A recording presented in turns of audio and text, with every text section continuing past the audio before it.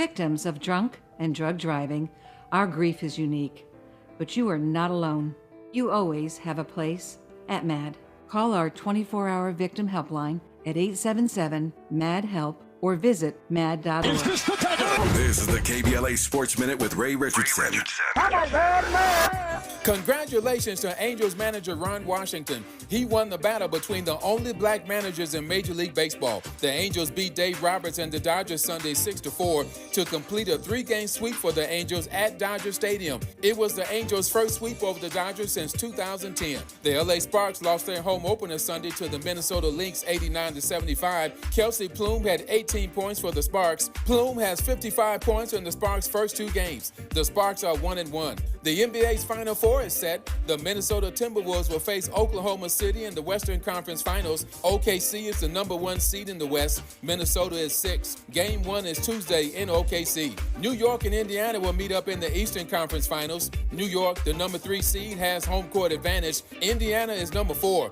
Game 1 is Wednesday in New York. No debates, no speculation, just the info you need. That's your KBLA Sports Minute. I'm Ray Richardson on KBLA Talk 1580.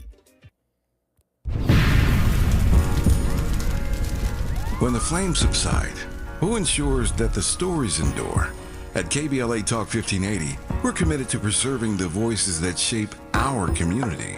We know people have short memories, and as long as this Black Talk radio station is on the air, we will not let Altadena be forgotten. We are honored to announce that the Altadena Historical Society will officially archive our recent town hall, alongside every episode of Conversation Live, Altadena Rising with James Farr. This is the show of record, the definitive source for tracking Altadena's roots, resilience, recovery, and reunion. These stories will now live on for students, scholars, researchers, and journalists seeking truth and legacy in the months and years to come.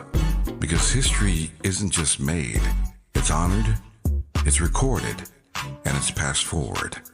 We're KBLA Talk 1580, and we've got your black.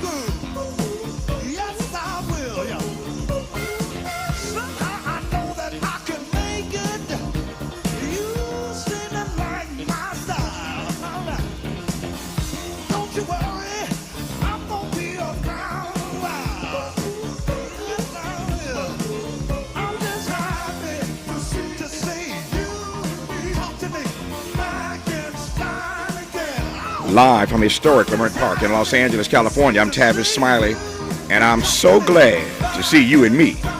Back in stride again.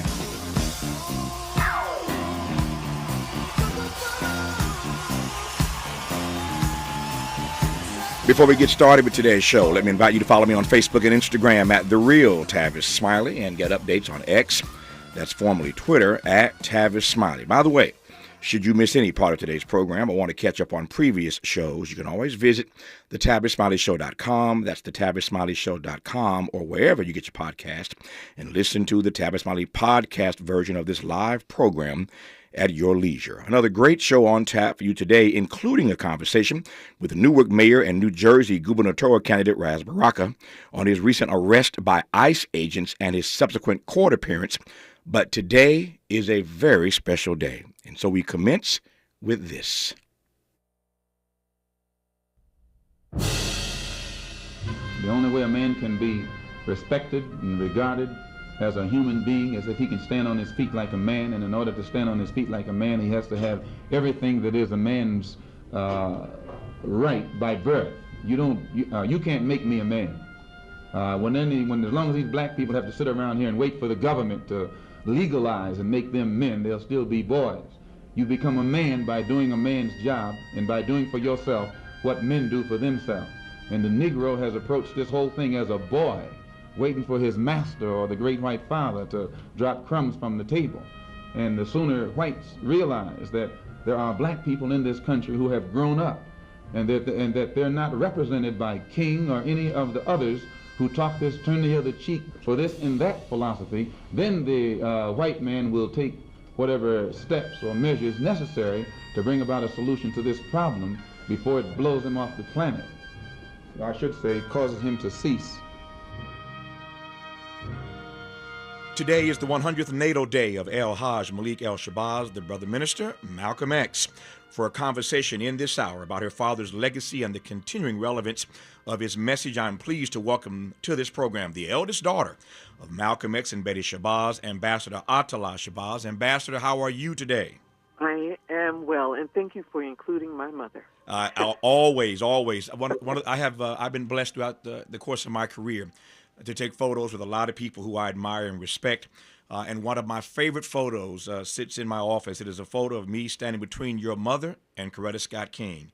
And I treasure that photo more than you can imagine between your mother and Mrs. King. It's just an amazing, it's a great photo, but it's an amazing moment for me as a young man to be standing between these two sheroes.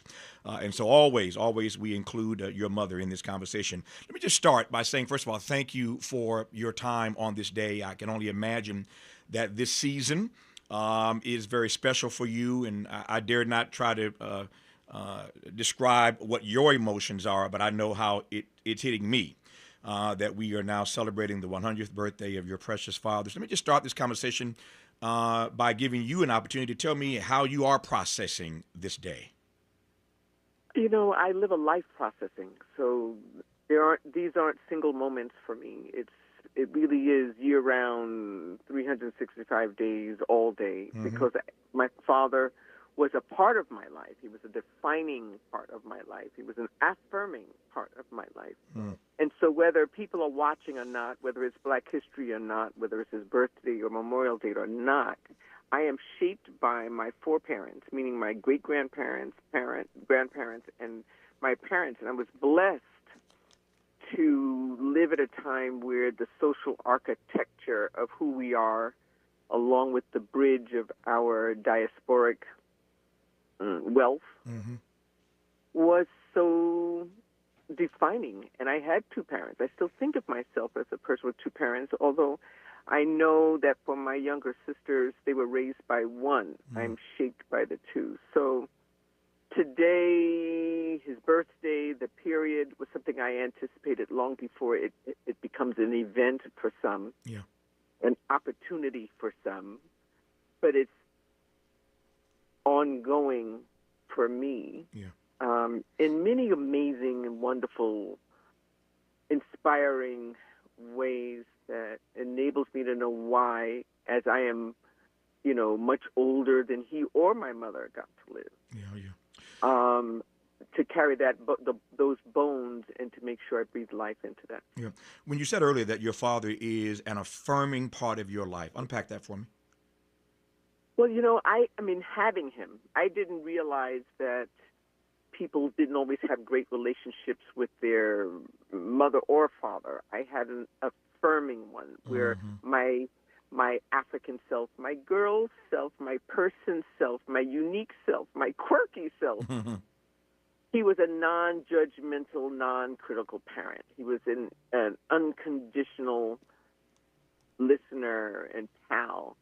So for me, I walked in the world as different as I was in retrospect and as I got to learn, already affirmed. So peer pressure did not, it can isolate you, it can make you feel a little, uninvited to the party, but it was really all right because I already had my stuff, I had my tools. And so affirming in that, even said to my mother, well, she's me. Affirming in that when I would spend time with my uncle or my grandmother, his mother, and others, I would feel myself in the uniqueness. I don't mean in the ways others laud him, right? But I mean just when you want to know the nuance of your DNA, of your nature, of your being, the way you think, how you move. Yeah. So affirming in that way, watching him love my mother out loud, up front, watching him, scoop up a sibling, a sister, it was just an affirming person. So when people take a speech or a line or presume him, I really got to experience it in real time. Yeah.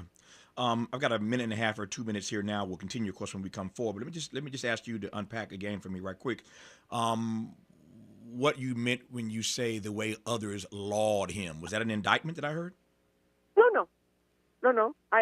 The way when he's inspired him, laud, L-A-U-D. Yeah. When you admire someone from the outside in, right? So that means you have a few words, a headline, an experience, or whatever, but you don't know him. Yes. So sometimes we laud beyond the ability to give people their whole human circumference. No, I right? get Just because we admire them in the context of what we celebrate. So I said that wasn't an indictment. That was really the encouragement that others have, but without them realizing the pieces they're missing and recognizing him. I received that. When we come forward, I want to pick up on this notion that Ambassador Shabazz raises a moment ago, that for some, this 100th birthday, this 100th natal day of Minister Malcolm X is an event. That's her word. It's an opportunity for some. I want to unpack that and a great deal more to cover with her when we come forward on the 100th birthday of Malcolm X with his eldest daughter, Ambassador Attallah Shabazz, on Tavis Smiley.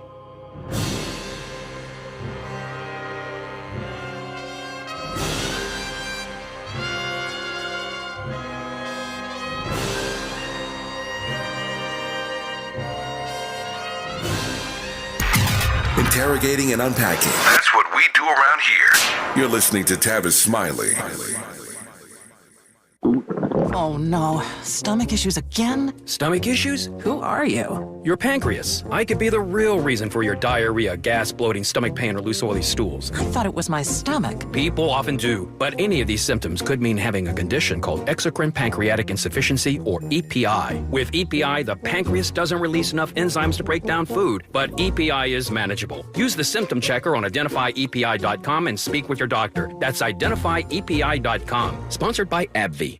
This is the story of the one who, as a maintenance specialist for a historic high-rise, knows that vintage charm historically needs constant attention. Which is why, when it's time to upgrade turn-of-the-century mechanicals, they turn to Grainger. With easy access to 1 million+ products and the scale to deliver when and where you need them. The right tools and supplies are never far away. So the one can keep that vintage building running like new. Call, click Grainger.com, or just stop by. Grainger, for the ones who get it done. Make a move into a home of your own. With City National Bank's Ladder Up Home Loan Grant, you could receive up to $20,000 that you never need to pay back. Use it toward your down payment, save on closing costs, or to buy down your mortgage rate. Find out more at cnb.com/ladderuphome. City National, here for every stage of the journey. Property must be in a qualifying market in California, New York, or New Jersey. Additional terms and conditions apply. Not all applicants will qualify. Terms are subject to change without notice. City National Bank is an equal housing lender. Member FDIC. NMLS number 536994. During this time, it's important for everyone to know your rights. The 4th, 5th, and 6th Amendments in the U.S. Constitution protects every one of us, regardless of immigration status. The 4th Amendment requires a judicial warrant to search your home. The 5th protects your right to remain silent, and the 6th gives you the right to an attorney. Just remember, no warrant, no key, privacy. You don't have to speak. No lawyer inside. Don't say a thing. Yeah, we all got rights. Hey, we all got rights. Made fresh daily in the Mert Park, Los Angeles, California. You're listening to Tavis Smiley.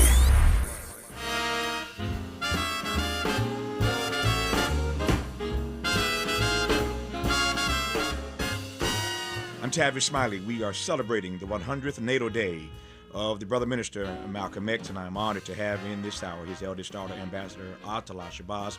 I thank her for her time on this day. I know there are many others who are asking for this opportunity to speak with her on this sacred day, but I'm delighted and humbled that she responded to my call and I welcome her to this program.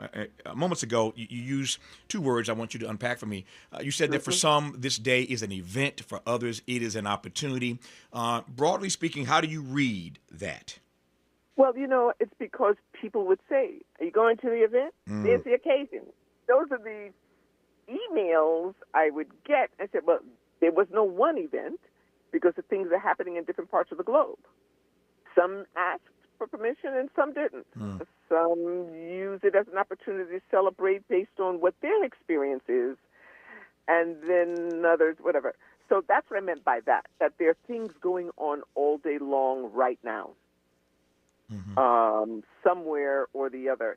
And I get to hear what some of the narratives. And you want to say, if you only ask me, I'm not going to rain on your parade. If you only ask me, my grandmother's not a myth, so you don't have to guess. I can fill you in because I actually had my grandmother into my 30s. She's like a real person that functioned maternally with us, right? It's not just a footnote, and or who my father was on the journey. He's not singular. That my father is the name you got to know, the person you got to know, but all of those siblings were really something else. All of those grandchildren are really something else. I mean, there's a gene that we recognize that some of us older first cousins go, uh-oh, because we see characteristics. I would love to be able to share the authentic journey of a human being and not just the headline. Yeah. We started this conversation, I started by mentioning you being the eldest daughter of Malcolm X and Betty Shabazz, and you thanked me for referencing your mother. Say a word about your mother. There's no real question there, but just talk about your precious mother. Well, so I laugh because my mother was a full person. I mean, a full-bodied person. I mean, when I entered, when she entered my life, when I entered her life, she was on a journey. I entered my parents' lives with them being young parents.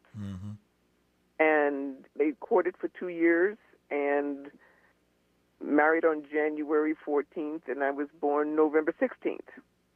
They came from two different social or historic ideologies, both the children of presidents, of renowned historic figures. My father, people know his father was the president of the Universal Negro Improvement Association, the Marcus Garvey chapters wherever he lived, and was killed as a result of that stewardship. And then my grandmother, my grandfather on my mother's side was the president of the Booker T. Washington Tradesman Association. So these were two young people, my father being older than my mother, who were rooted in principle and intention and focus. And they found each other. Ideologies that their respective parents may not have thought would have been the mate, but the foundational or fundamental principle of our inherent right to all things that they were known for advocating. And so my mother is that girl. She was the only child in that relationship. She's from Detroit and had vision and intention and raised us to be so aware of who we are. I mean, my mother, when she met my father, was already a registered nurse and decided to ground the home in order to support his vision and mission. And this is independent of the nation, right? So there's the nation which people associate him to, and then it's his parent's son, meaning that work had already been in motion. Because I wasn't raised in the nation, so that would be the single narrative people have. And, I was born in the 50s also, but the nation was not part of my ideological rearing. Right? So that's not anti. That's just that didn't meet the domestic side of the house. Sure. Right? Yep. So most people don't know that.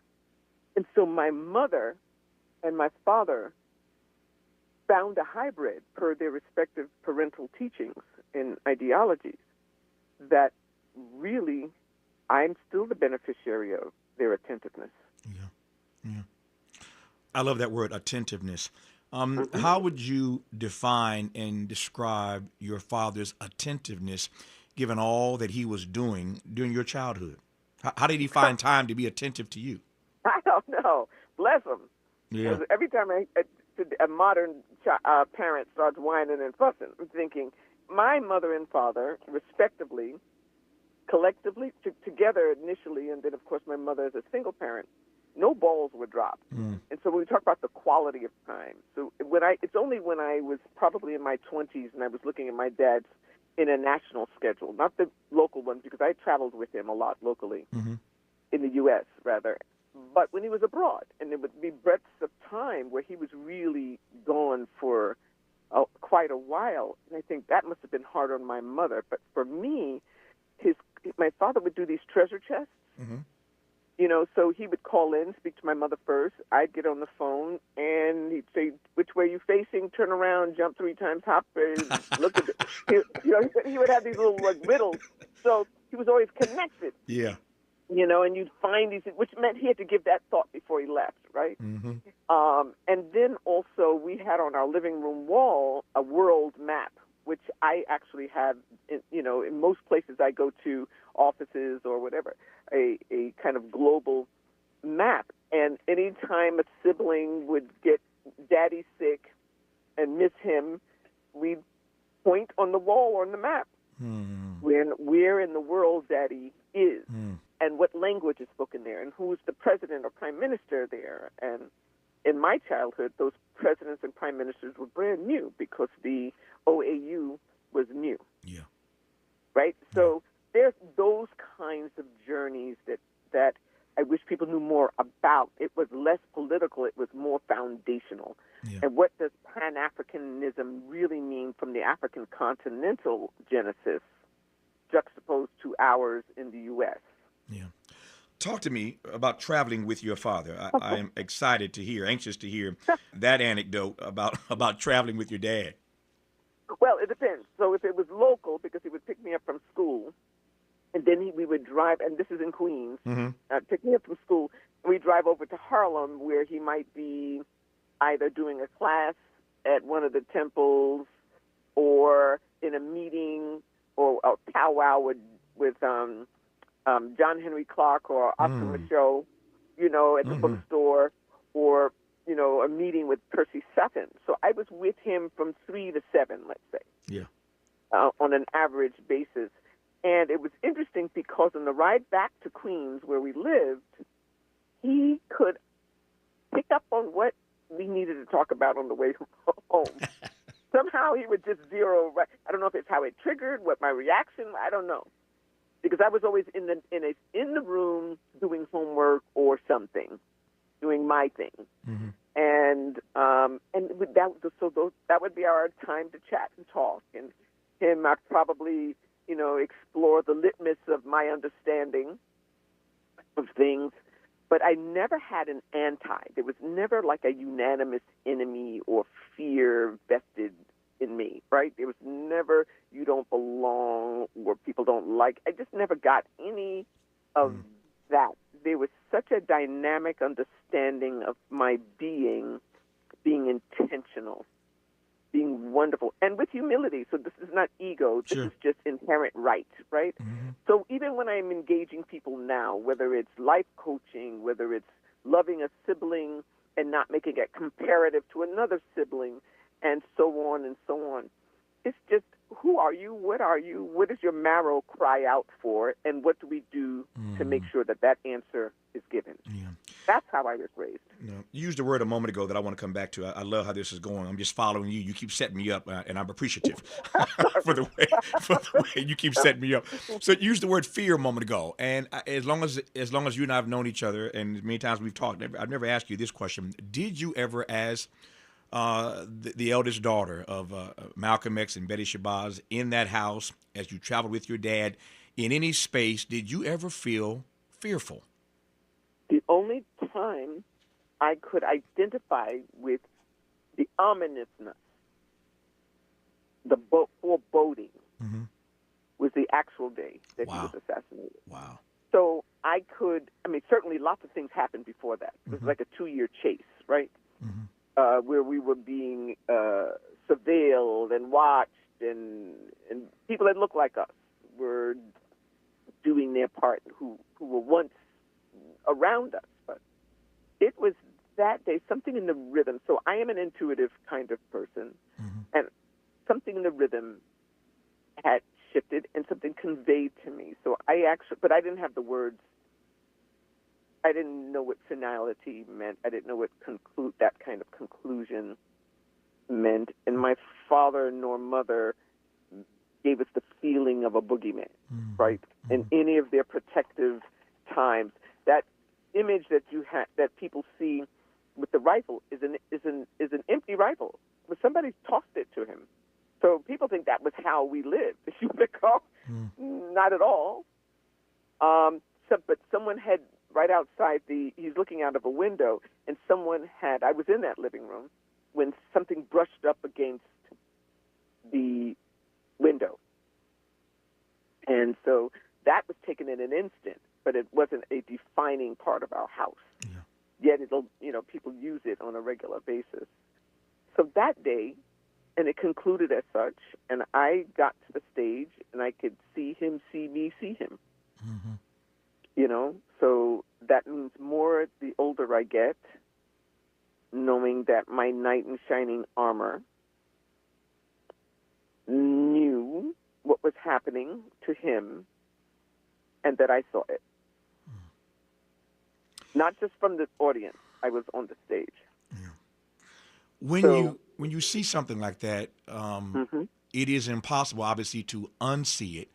How have you navigated all these years with that frame in mind? Well, I tell people, because I have many frames. I'm blessed. Yeah. Right? I have many frames, and many frames that penetrate the intellect, the heart, the foresight. I'm embraced by the many frames, along with that truth. Up to that point, I knew the who, the what, and the where. I was a witness. So unlike others who hear tell about such assassinations that happen in public events, I can't be gained by it. I can't. So there's no speculation for me. The truth is one of the freedoms that I have, because I was also that kid in the room after that day. So I knew what the conversations were, and the truths of them, and how they were handled. I've also had off-record conversations with people around it that I keep for myself. But I think the truth is one of the things that enables me to address that. It does not erase the ache, the loss, the brutality, the intention, meaning he wasn't hit by a car accidentally. This is a premeditated act, so that there are people who are made to do that. That is one of those things. Do I have some degree of PTSD? Probably, but not just about that day. It's knowing that in and around you, spirits and natures of people will change. And so I'm just really kind of a 3D sister. I'm really aware of the nuances and characterizations.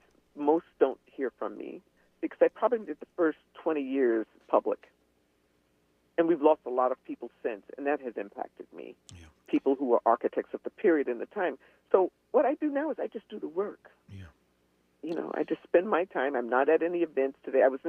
Believe it or not, I wasn't even invited to anything, which I find to be, you can't know Malcolm or Betty and not take care of his children. So that's been something I've experienced anyway over the decades. Well, she was invited. She was invited to this program. I'm glad she accepted. What a blessing!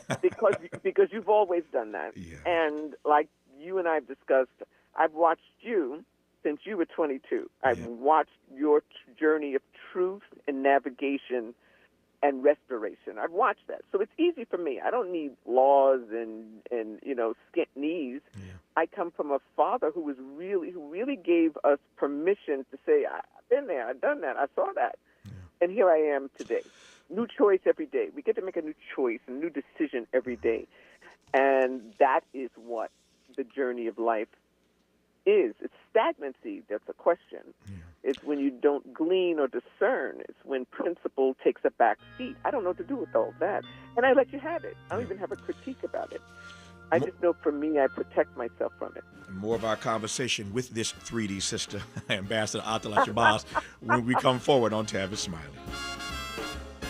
We feel that the problem of the black man in America is beyond America's ability to solve. It's a human problem, not an American problem or a Negro problem. And as a human problem or a world problem, we feel that it should be taken out of the jurisdiction of the United States government and the United States courts and taken into the United Nations in the same manner that the problems of the black man in South Africa, Angola, and other parts of the world, and even the way they're trying to bring the problems of the Jews in Russia into the United Nations because of violation of human rights. We believe that our problem is one not of violation of civil rights, but a violation of human rights. Not only are we denied the right to be a citizen in the United States, we're denied the right to be a human being.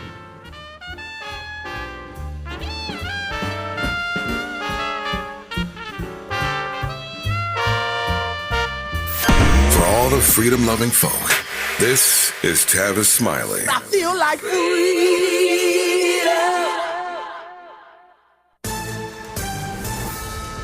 I'm Bree Wood with BIN News Now. FBI Director Kash Patel says the agency will leave its D.C. headquarters due to poor conditions. We want the American men and women to know if you're going to come work at the premier law enforcement agency in the world, we're going to give you a building that's commensurate with that. And that's not this place. About 1,500 employees will be relocated nationwide, but no timeline or new headquarters location has been announced.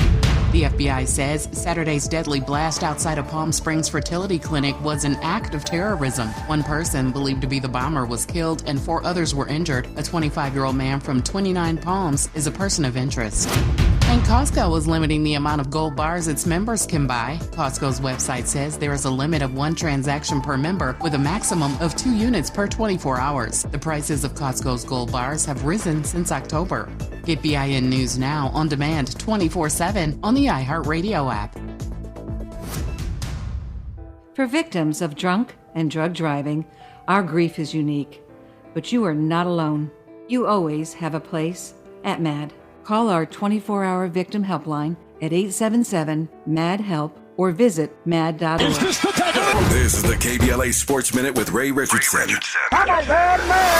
Congratulations to Angels manager Ron Washington. He won the battle between the only black managers in Major League Baseball. The Angels beat Dave Roberts and the Dodgers Sunday 6-4 to complete a 3-game sweep for the Angels at Dodger Stadium. It was the Angels' first sweep over the Dodgers since 2010. The LA Sparks lost their home opener Sunday to the Minnesota Lynx 89-75. Kelsey Plume had 18 points for the Sparks. Plume has 55 points in the Sparks' first 2 games. The Sparks are 1-1. The NBA's Final Four is set. The Minnesota Timberwolves will face Oklahoma City in the Western Conference Finals. OKC is the number 1 seed in the West. Minnesota is 6. Game 1 is Tuesday in OKC. New York and Indiana will meet up in the Eastern Conference Finals. New York, the number 3 seed, has home court advantage. Indiana is number 4. Game 1 is Wednesday in New York. No debates, no speculation, just the info you need. That's your KBLA Sports Minute. I'm Ray Richardson on KBLA Talk 1580. Right now, there are young people across the world facing a tough choice. Continue their dream of education or drop out to help their family put food on the table. You can help change their future in a single moment. See how far your support can go at unbound.org. 1 2 1 2 1 2 1 2. You ready? Somebody make some noise in this joint. KBLA Talk 1580 celebrates its 4th anniversary this year on Juneteenth. Here we go again. Holla, holla.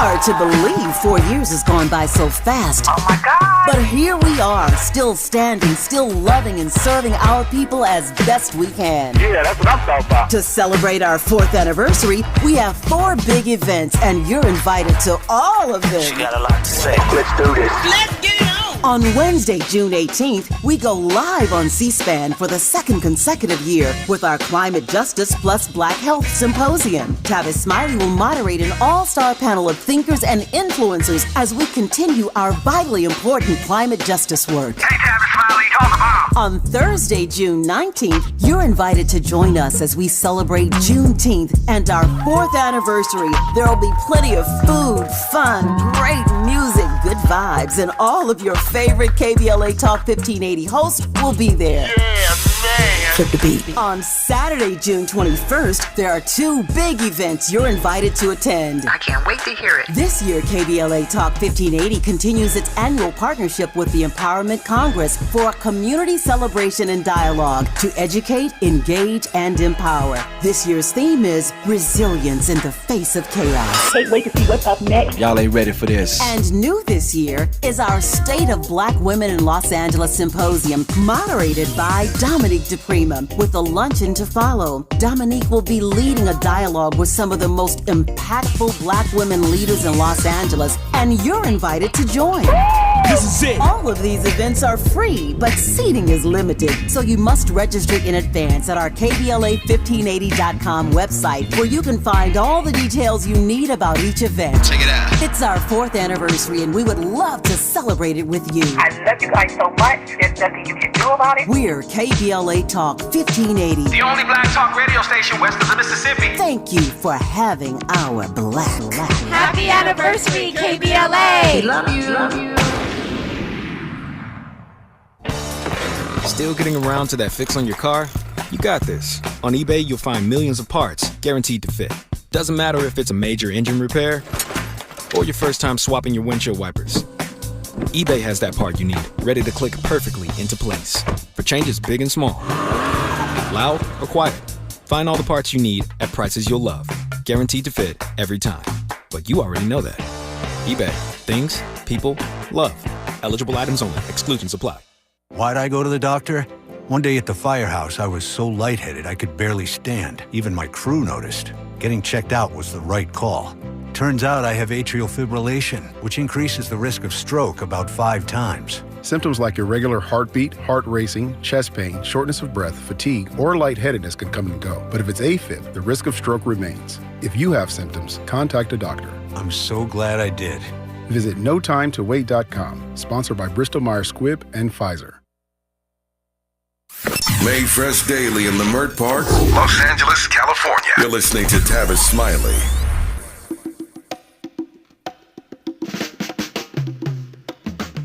I'm Tavis Smiley. I'm delighted to have you listening to this program. It is a blessing, a joy, in fact, a joy unspeakable to have on this special day, the 100th natal day of the brother minister Malcolm X, his eldest daughter, Ambassador Attallah Shabazz, in conversation. I said it before, I'll say it again in case you've just tuned in. We are humbled that she accepted our invitation to speak on this day. She could have stayed quiet on this occasion, but she chose to come on this program, and for that I am grateful today and will always be grateful for this conversation one more again, to have a public conversation with Ambassador Attallah Shabazz. Let me just start this segment, if I can, by asking you, and there may not be one answer to this, so stretch out as you will, but I wonder what it is that most troubles you 60 plus years after the assassination of your father, about the way we have misread him. Take it any way you want to take it, the way we have misread as a public your father.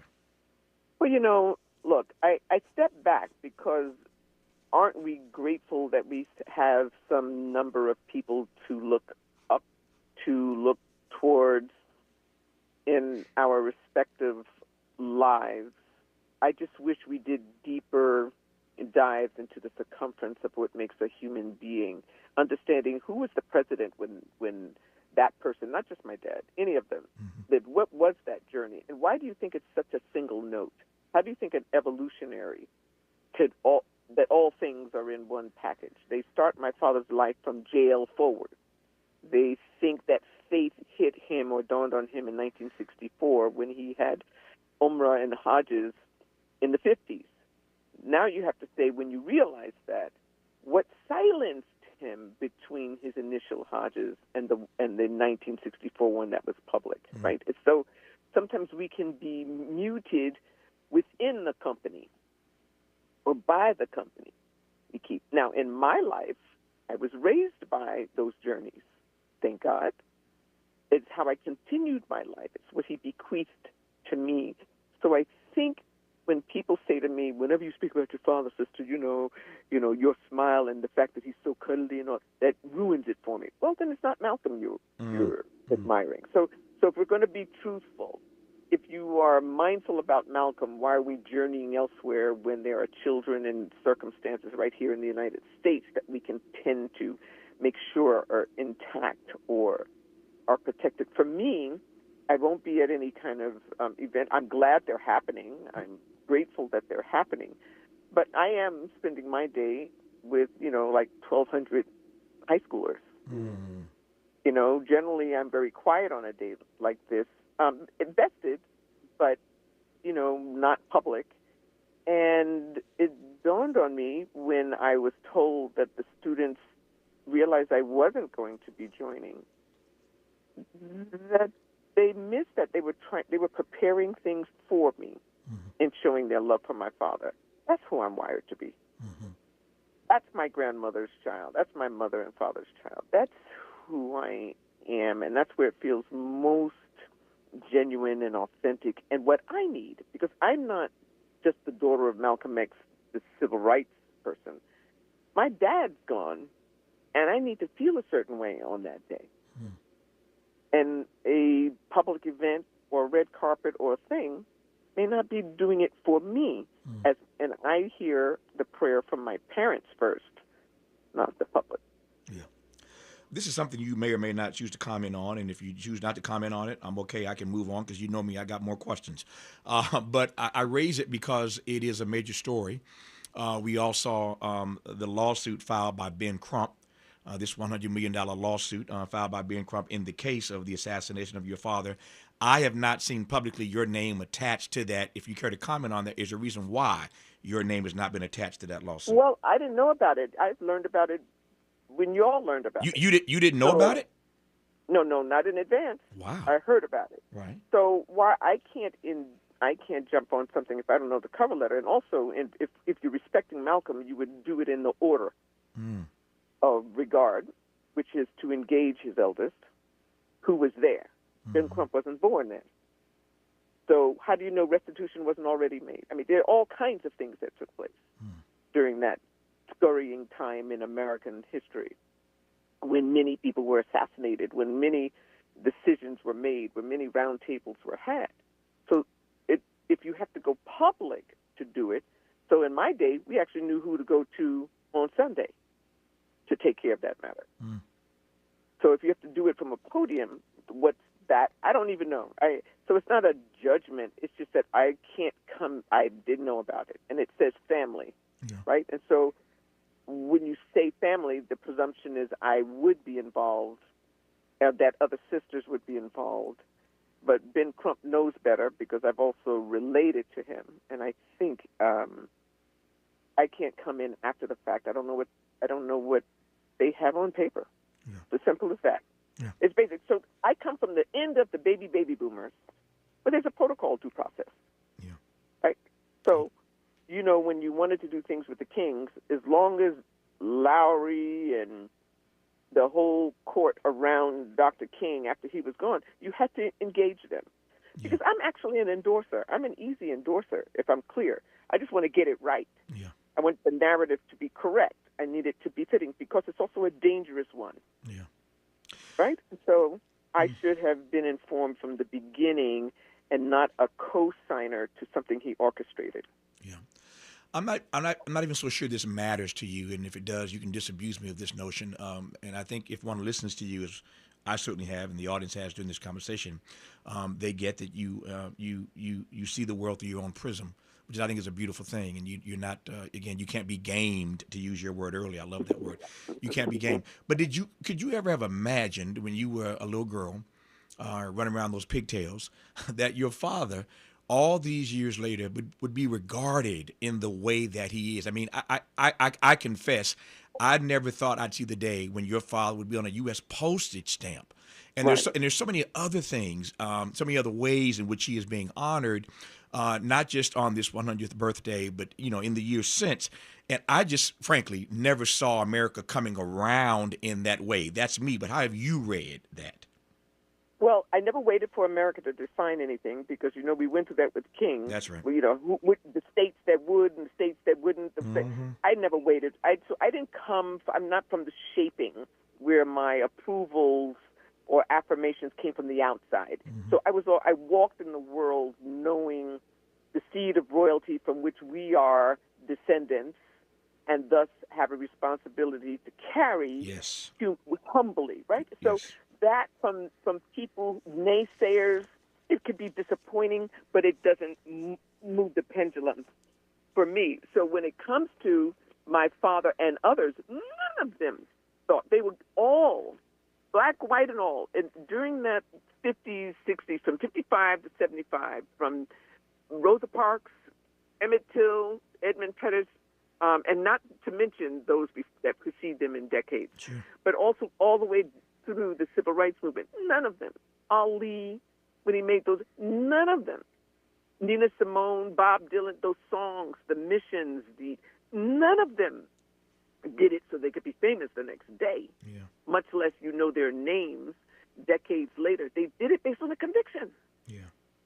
So I was a child amidst a whole lot of folks with conviction, no matter which way you went on it, on that vein. But that's the definer for me. So it is what shapes me today. I come from handshake agreement. But I can't not sign a contract now. But my antenna is sharp because I was around it. Now, could my father not know that people would care later, because they didn't always show? There was a handful of people around us.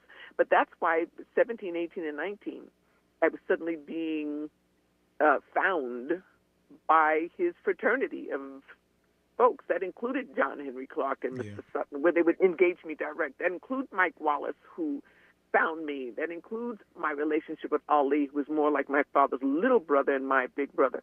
I found all of those persons. So imagine just less than a decade that I actually had all my answers reaffirmed by those persons who today we know their names and we have to study them. But at the time, even when they found me, they were just working folks.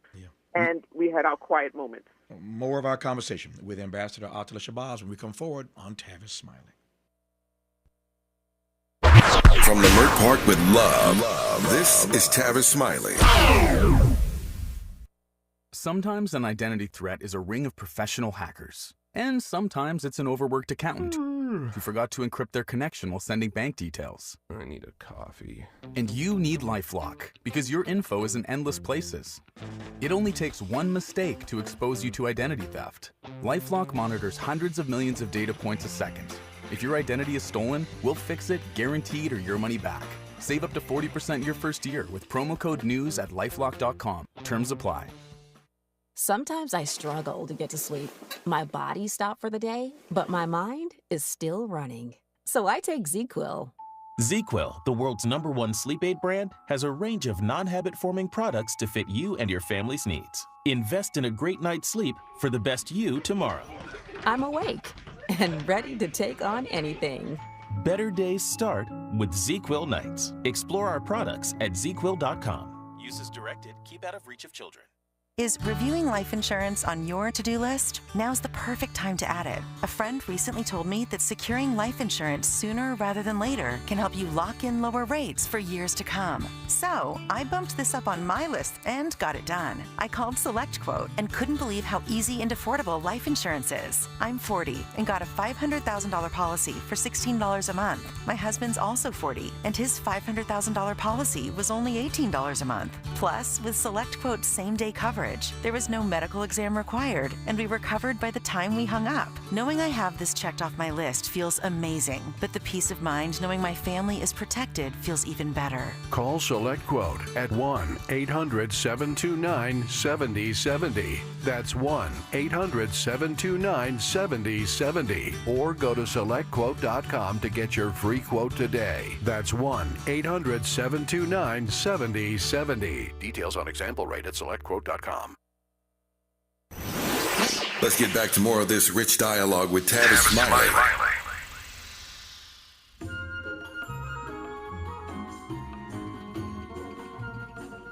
Delighted to have you with us today on this very special occasion as we celebrate the life and legacy of the brother minister Malcolm X on what would be his 100th birthday. Again, what a delight, what a joy to have been in conversation in this hour with his eldest daughter, the eldest daughter of Malcolm X and Betty Shabazz, Ambassador Attallah Shabazz. Let me just ask how your father and your mother prepared you for the work and witness that you've been engaged in all these years after their passing. I can't say it wasn't conscious because that which they introduced me to early, and my sisters, the schools, the atmospheres, the people, when it's in their control, they were ever present. And my mother, who continued that work, was like an activities guru. So you were never going to be idle. Never going to be idle. I went to the UN school, United Nations International School for high school, because it was their nuptial agreement. And my father was moved by Eleanor Roosevelt's authoring of the United Nations Declaration for Human Rights when he was 20.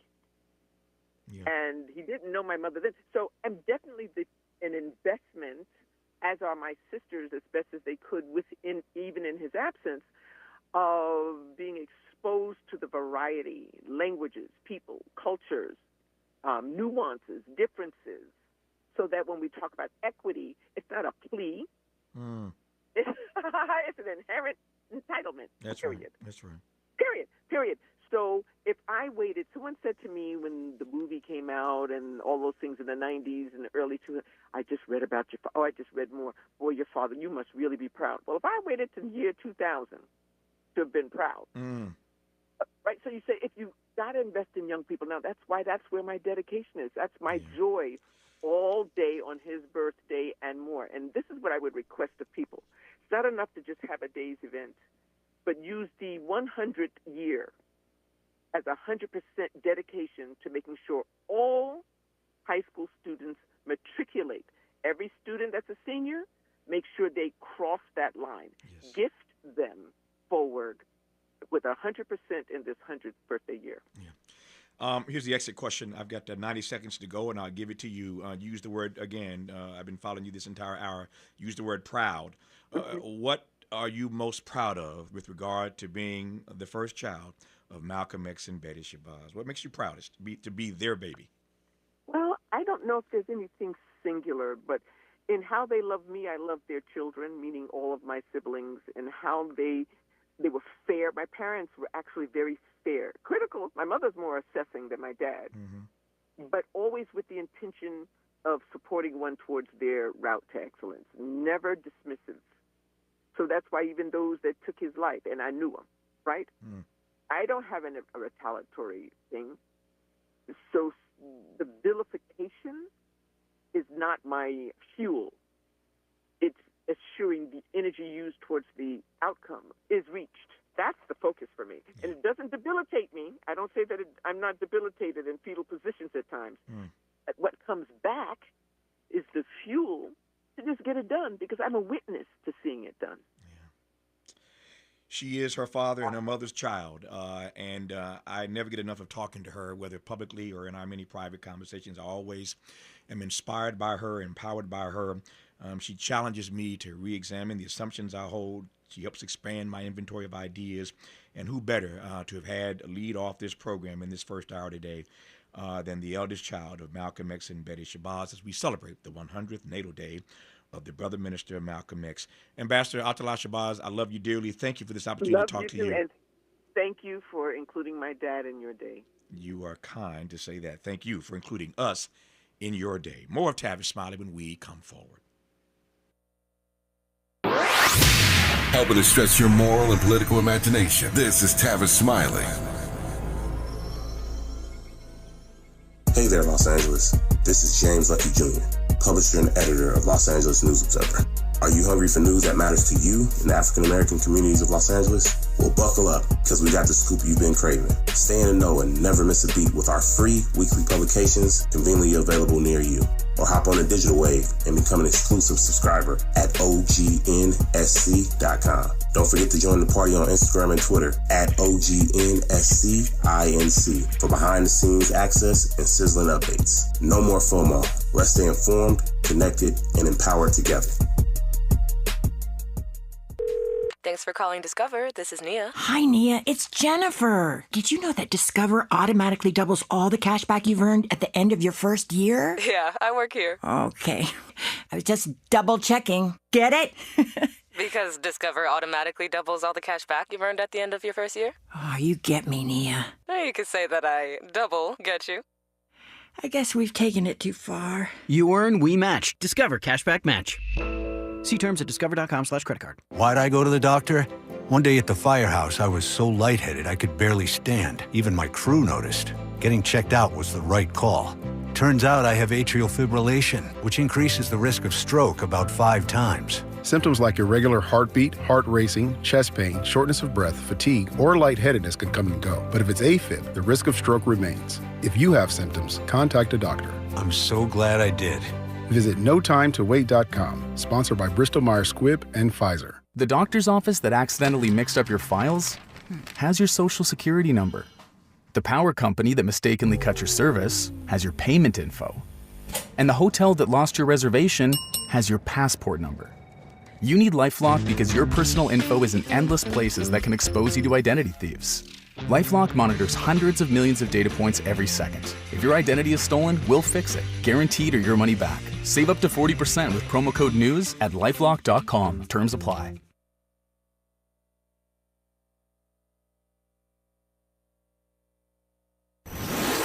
Let's get back to more of this rich dialogue with Tavis Smiley. The person you know as Malcolm X is no more. The assassination of Malcolm X was an unfortunate tragedy, and it reveals that there are still numerous people in our nation who have degenerated to the point of expressing dissent through murder, and we haven't learned to disagree without being violently disagreeable. Here, at this final hour, in this quiet place, Harlem has come to bid farewell to one of its brightest hopes, extinguished now and gone from us forever. It is not in the memory of man that this beleaguered, unfortunate, but nonetheless proud community has found a braver, more gallant young champion than this Afro-American who lies before us, unconquered still. I say the word again as he would want me to, Afro-American. Afro-American Malcolm. Malcolm had stopped being Negro years ago. It had become too small, too puny, too weak a word for him. Malcolm was bigger than that. Malcolm had become an Afro-American, and he wanted so desperately that that all his people would become Afro-Americans too. There are those who still consider it their duty as friends of the Negro people to tell us to revile him, to flee even from the presence of his memory, to save ourselves by writing him out of the history of our turbulent times. And we will smile. They will say that he is of hate, a fanatic, a racist, who can only bring evil to the cause for which you struggle. And we will answer and say unto them, did you ever talk to Brother Malcolm? Did you ever touch him or have him smile at you? Did you ever really listen to him? You haven't done the right thing. Was he ever himself associated with violence or any public disturbance? For if you did, you would know him. And if you knew him, you would know why we must honor him. Malcolm was our manhood, our living black manhood. This was his meaning to his people, and in honoring him, we honor the best in ourselves. However much we may have differed with him or with each other about him and his value as a man, let his going from us serve only to bring us together now. Consigning these mortal remains to earth, the common mother of all, secure in the knowledge that what we place in the ground is no more now a man, but a seed, which after the winter of our discontent will come forth again to meet us, and we shall know him then for what he was and is, a prince, our own black shining prince, who didn't hesitate to die because he loved us so.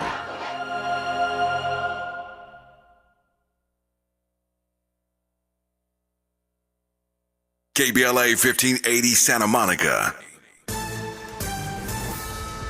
I'm Bree Wood with BIN News Now. FBI Director Kash Patel says the agency will leave its D.C. headquarters due to poor conditions. We want the American men and women to know, if you're going to come work at the premier law enforcement agency in the world, we're going to give you a building that's commensurate with that. And that's not this place. About 1,500 employees will be relocated nationwide, but no timeline or new headquarters location has been announced. The FBI says Saturday's deadly blast outside a Palm Springs fertility clinic was an act of terrorism. One person, believed to be the bomber, was killed and 4 others were injured. A 25-year-old man from 29 Palms is a person of interest. And Costco is limiting the amount of gold bars its members can buy. Costco's website says there is a limit of 1 transaction per member with a maximum of 2 units per 24 hours. The prices of Costco's gold bars have risen since October. Get BIN News Now on demand 24/7 on the iHeartRadio app. For victims of drunk and drug driving, our grief is unique. But you are not alone. You always have a place at MAD. Call our 24-hour victim helpline at 877-MAD-HELP or visit mad.org. This is the KBLA Sports Minute with Ray Richardson.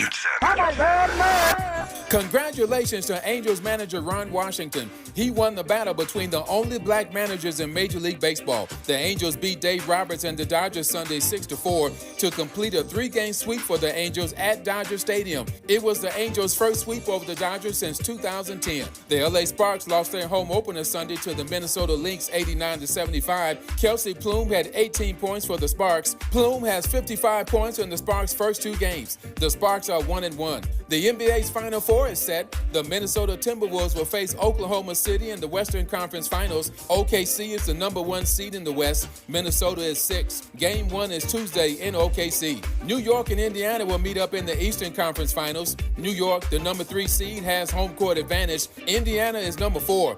Game 1 is Wednesday in New York. No debates, no speculation, just the info you need. That's your KBLA Sports Minute. I'm Ray Richardson on KBLA Talk 1580. When the flames subside, who ensures that the stories endure? At KBLA Talk 1580, we're committed to preserving the voices that shape our community. We know people have short memories, and as long as this Black Talk radio station is on the air, we will not let Altadena be forgotten. We are honored to announce that the Altadena Historical Society will officially archive our recent town hall alongside every episode of Conversation Live Altadena Rising with James Farr. This is the show of record, the definitive source for tracking Altadena's roots, resilience, recovery, and reunion. These stories will now live on for students, scholars, researchers, and journalists seeking truth and legacy in the months and years to come. Because history isn't just made, it's honored, it's recorded, and it's passed forward. We're KBLA Talk 1580, and we've got your black.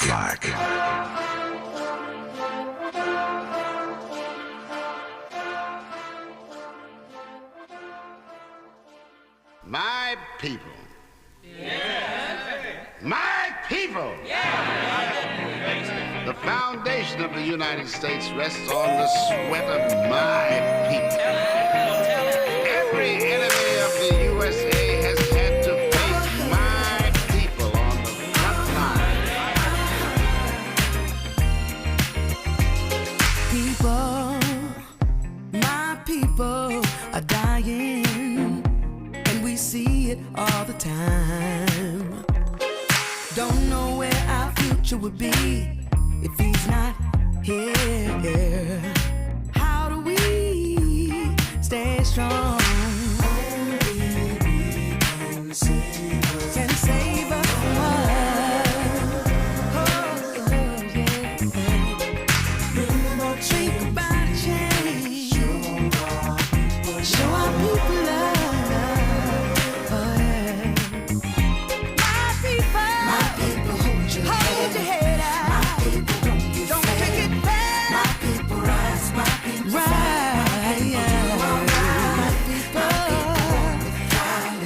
we want you side by side. Doing all right. My people cry. My people ride. I'm Tavis Smiley. Delighted to have you with us in this second hour of our program today. And again, I am grateful to Ambassador Attallah Shabazz for giving us that hour. What a spirited, inspired, hopeful first hour that was. And I am forever indebted to her for her time on this day as we celebrate the 100th natal day of the brother minister Malcolm X. What a great way to start this show. 2 more great hours in front of us in this hour, 2 conversations on the B side of this hour.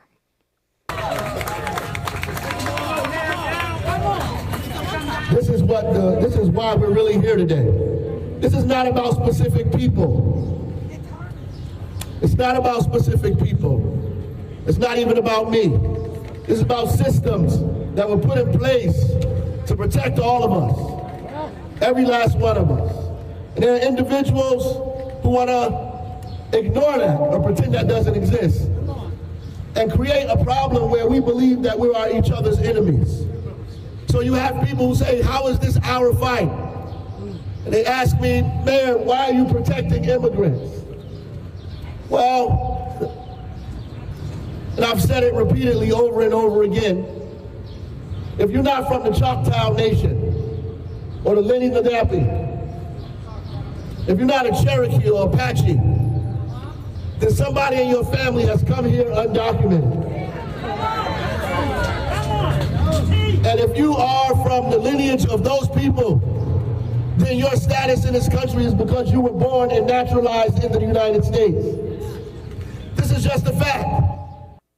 On the backside of this hour, the mayor of Newark and New Jersey Democratic gubernatorial candidate Ras Baraka returns to this program for a conversation about his much publicized arrest by ICE agents at an immigrant detention center, and his subsequent court appearance will be joined again by the mayor of Newark, New Jersey, Ras Baraka, on the B side of this hour. We commenced this hour, though, in conversation with Mississippi State Senator Hillman Frazier, who recalls his experiences during the Jackson State Massacre 55 years ago and reflects on his 3 decades in the Mississippi legislature.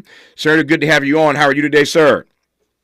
Glad to be here. Thanks for having me. I'm doing fine. Thank you. It's good to have you on the program. We mentioned this, of course, last week on this program, but we couldn't get you scheduled in last week, but I didn't want to miss this opportunity as we commemorate the 55th anniversary of this massacre at Jackson State. I said last week when we first raised this issue that there's still conversation all these years later about what happened at Kent State 55 years ago. There have been books and documentaries and films and all the like about what happened at Kent State, but literally days later, on the campus of Jackson State, there was another massacre. Take me back right quick, sir.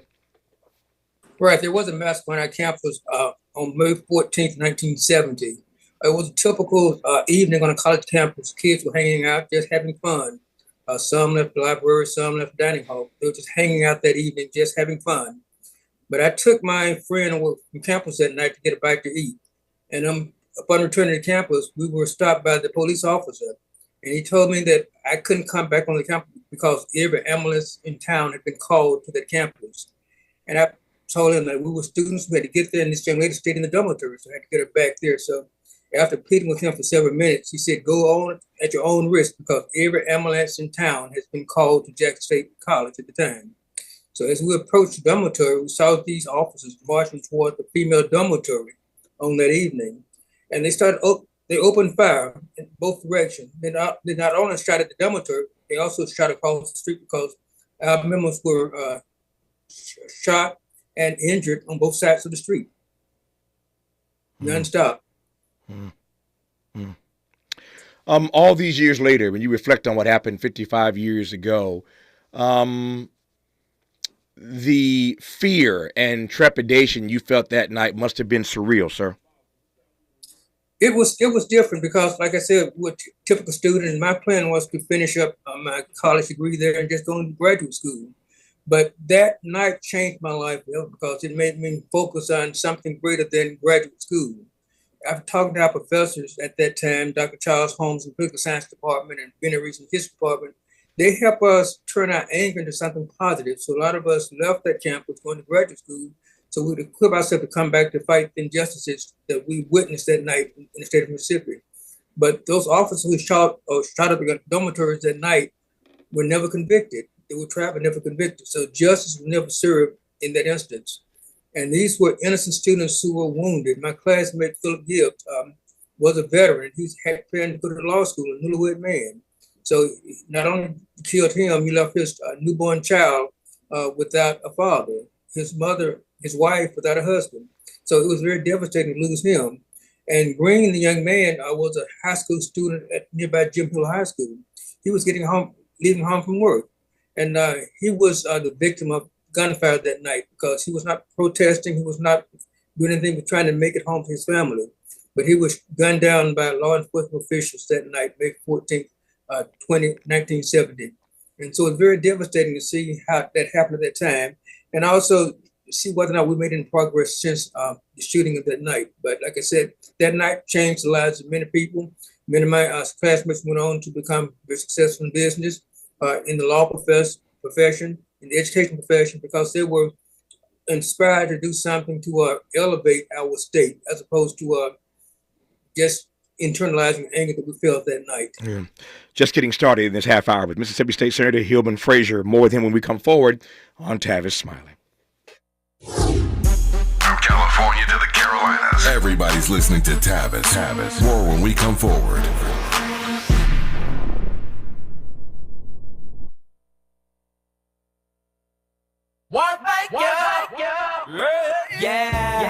The California Crusader newspaper would like to thank all of our subscribers for their support throughout the years, proudly serving the South Los Angeles and South Bay areas for more than 40 years. The California Crusader is a multicultural, black-owned, adjudicated newspaper that focuses on providing newsworthy information to the people in our community.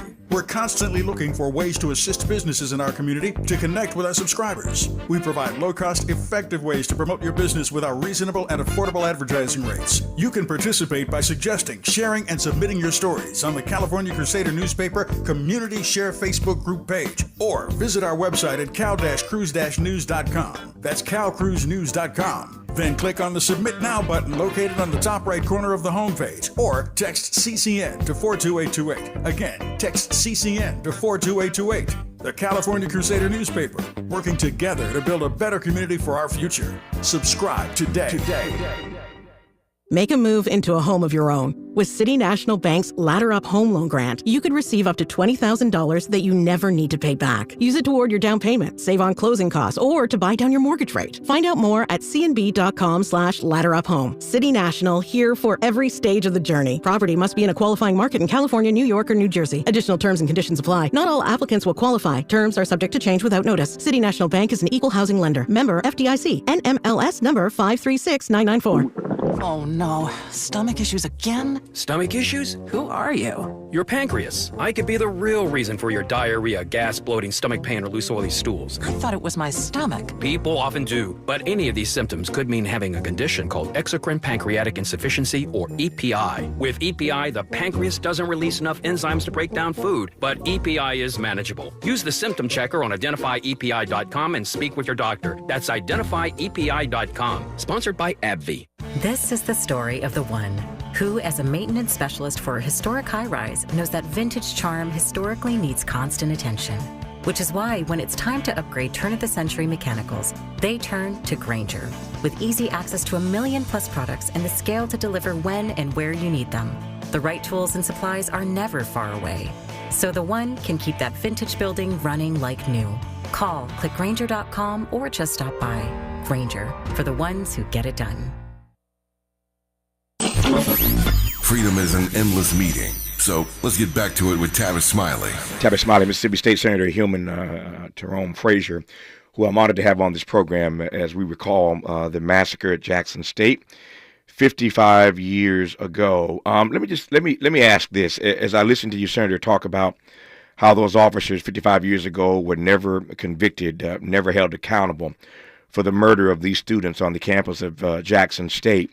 It's not just Jackson State. I could, if we had the time, run through a long list, as you well know, of persons who caused harm, maimed people, murdered people who were never held accountable in the state of Mississippi during the era of slavery, segregation, Jim Crow. So I ask, how have Mississippi, of course, is the state of my birth. I'm born in Gulfport, and I'm proud of that. But how have, over these many years, Mississippians, black Mississippians, come to terms with all of the hurt and harm and murder that was committed in that state, for which people have never, to this day, been held accountable for? That's a very good question, because we've had many instances of violence against black people throughout the history of our state, and a lot of them have not been brought to justice. Mm-hmm. Moving forward, just last month, officers were convicted of brutally beating some black citizens in Rankin County. They had this goon squad. Sure. I've heard about that. Sure. And they sued, and they were able to convict those individuals. And also, Rankin County had to pay these victims money for the treatment they received. But 55 years ago, that never would have happened, because they had clear evidence about the shooting. Everything was recorded. We had news people there who recorded everything, but these individuals were never convicted. But we always said that there is hope to make the state better, as opposed to sitting down complaining about nothing's going to change. We worked for change. We have many different change agents throughout the state of Mississippi. They won't let us sit down and just be comfortable and accept what happened at the time. They always told us there was a brighter day ahead. So on that faith, we believe them and work very hard to make sure that our students and our children would never experience those type of things we experienced back in May of 1970. Yeah. But like I said, you have to have hope, because we know that we can go forward together. And we have to also make a big point in terms of educating our people. Back then, a lot of our black and white citizens didn't have conversation with each other. We only had one black member of the legislature back then, but now we have about 54. Mm-hmm. And we have a chance to talk to one another and get to know each other. And that means that we can make progress because we have dialogue. But back then, we had no dialogue with each other, with them, and they had no respect for us at all. But like I said, we were forced to work together, and we're trying to make sure that we correct some of the mistakes that were made in the past and just move forward from here. I'm glad you mentioned. It's going to take leadership. I'm sorry. Pardon me. Yeah, I'm sorry. Pardon me. I'm glad you mentioned the Goon Squad, because that was a huge national story. As a matter of fact, I was in Rankin County last year. I came down to Mississippi, or went down there, I should say, from where I'm sitting right now, to talk to persons who were impacted. Met some of the family members of those who were, just harmed in ways that are indescribable by this Goon Squad of police officers, again, in Rankin County. And you're right that decades ago we couldn't have ever imagined that these officers would in fact have been held accountable. So I guess things are getting better. Progress is being made in the state of Mississippi. I want to get to your career in a second, but how would you describe these days life for black Mississippians? Work in progress. We're making progress in many different areas, but our biggest challenge is making sure that we understand our past and where we've come from, and also look at the big picture. It's not about promoting me. It's about bringing up our people together, make sure that we enjoy the benefits that we have in this state, in this nation. But like I said, it's a matter of just having a conversation about what's going on, and also having dialogue not only with each other, but also with the other side also. Yeah. And that's allowing us to move forward in some kind of way. Yep. When you said earlier in this conversation that what happened on the campus of Jackson State 55 years ago, you were a student, you were there, you witnessed all the drama of that particular evening. When you suggested earlier that night fundamentally changed your life, tell me more about that, please. Yes, because I was a student. I planned to go to grad school, to become a college professor at that point in time. But my professors saw something in me, and they encouraged me to go further than that. So I went on to law school to prepare myself for the fight that I'm fighting today. And that was very important because I really had no direct contact with law enforcement officials back then, because my first contact was at officers trying to keep us off of campus. But he made a very, very bold statement that he said that they had called every ambulance in town to campus. That was even before one shot was fired. So it was premeditated. So although it was premeditated, those individuals were never brought to justice. And so we have to make sure that we don't go through things like that again. But back then we had a very limited number of Black attorneys. Right now we have several. They're willing to be courageous and take on these fights for justice. And so that's a difference also, as opposed to what we had back then. We had very limited resources in terms of Black committed attorneys, but we have more today. And they want to make sure that we address some of these injustices. So that has been a big difference. Yeah. But that night made me realize that we have to do something to elevate this state. And so that allowed me to go and prepare myself for the job I'm doing today in the Mississippi legislature, making laws and also looking out to make sure that we move those obstacles that we faced back then 55 years ago. We don't want our kids to face those same obstacles. Yeah. Talk to me about your decision to go into public service. And I say public service, and I make a distinction all the time between public service and politicians. I'm not so much a fan of politicians, but I have great respect for public servants, and I still believe that public service is a noble profession. Never mind all the examples to the contrary. I still believe it is a worthy profession. But talk to me about, connect with me, if you will, what happened on that campus that night and how it changed your life to the path that you took into public service all these decades later. Yes, that's a very good question, because that night was a wake-up call for all of us on that campus, and also many people around the state and the nation, letting them know that we still had many battles to fight in this state. But my path in public service started, believe it or not, with the Speaker of the House of Representatives, who stood with Ras Baraka, keeping Jackson State out of Ole Miss. After I finished my career in Washington, came back home. I worked for legal service for a while and also worked for William Winter. But I had an opportunity to work for the Mississippi House of Representatives at that time. So when I came to the building back then, I was greeted by a big statue of Theodore Bilbo, first of this state, who's segregationists, immortalized him. And I had to walk past his statue. And also I walked up the third floor to meet with the Speaker of the House, Buddy Newman, who had stood with Ras Baraka in keeping James Meredith out of University of Mississippi. But I also had a chance to meet with Robert Clark at that time, because he was the long range in the Mississippi legislature. He was only black out of 174 members. And so we talked about some of his struggles, because he was serving, but he was on an island all this long. And in fact, some of the members didn't want to sit with him.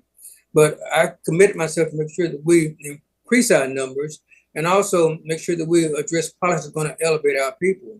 But after serving in that capacity, being counsel for the Speaker of the House and drafting legislation, we had a chance to increase the number of Black representatives in Mississippi. And in that district that I lived in, you had two incumbents because of reapportionment. And one of those incumbents was the Speaker's cousin. And the Speaker did not want me to run for his cousin because he wanted him to be vested in the system so he didn't retire. And so I told him that folks wanted me to run, so I'm considering that. So later he sent a posse of his lieutenants down to my office on the first floor of the Capitol. And they said that if I don't run this time, they would fully finance my campaign next time. Just let this guy run so we invest in the retirement system. So I gave them my letter of resignation. I said, my people want me to run, so I'm going to run because we need help up here. They would rather for me to represent them as opposed to the Speaker's cousin. So I left and ran, and we were very successful in doing that over the objection of the Speaker of the House. And that career path has been very good because I had a chance to pick up additional people and also bring people to the Capitol. A lot of folks never visited the Capitol and didn't know the power of legislators who had a chance to educate our people about the importance of voting and how voting have consequences. And by voting and putting folks at the table who have their background and interests at heart, they can make a difference. So we did increase voter participation back then by doing that. And also we had a chance to address public policy to address some of the things that this state did not address in the past. So we still had work to do. We still have work to do today. But like I said, we are making progress one step at a time.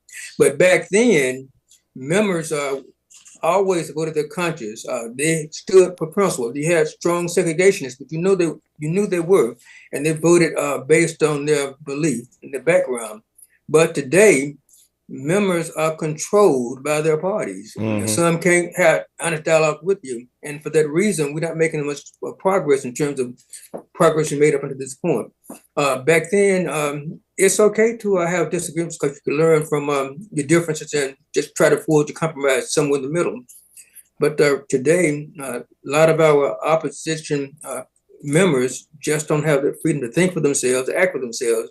They have to toe the party line, and many times that's against the best interest of the district. So, in many ways, we're worse off than we were 55 years ago. We have to keep on pushing. Yeah. To your point about toting the party line, give me your read of what life is going to be like specifically for Black Mississippians in this era of Trump 2.0. That state, Mississippi, is still a very, very red state. And I'm curious as to how you think the next 3.5 years are going to go for Black Mississippians. Well, it's going to be a wake-up call for Black Mississippi and white Mississippi. Mississippi is a very poor state because 2/3 of our budget comes from the federal government. Mm-hmm. For every $1 we send to Washington, we receive $3 back. And those dollars are used for education, healthcare, transportation. And without that money, a lot of things are going to fall by the wayside. We did not spend Medicaid, and that means a lot of hospitals are still in trouble. They're going to be closing, and they don't want to have the staff to provide very valuable health services in our state. But a lot of our people depend on those services. More specifically, I'm thinking about here in the city of Jackson. A lot of our working mothers are single mothers. They depend on those vouchers to send their kids to child care. And that allows them to work. But under the Trump administration, those vouchers have been cut, and those mothers won't be able to send their kids to child care. They're going to be forced to stay at home. And also, it's going to have an impact on those small business daycare centers because they're going to be forced to close down because they don't have the stream of revenue going along. And also, in our rural areas, a lot of our people have Medicaid rather, and the doctors see them because of that. And if they further cut Medicaid, a lot of those doctors are going to move from those rural areas and go to more lucrative places to a practice.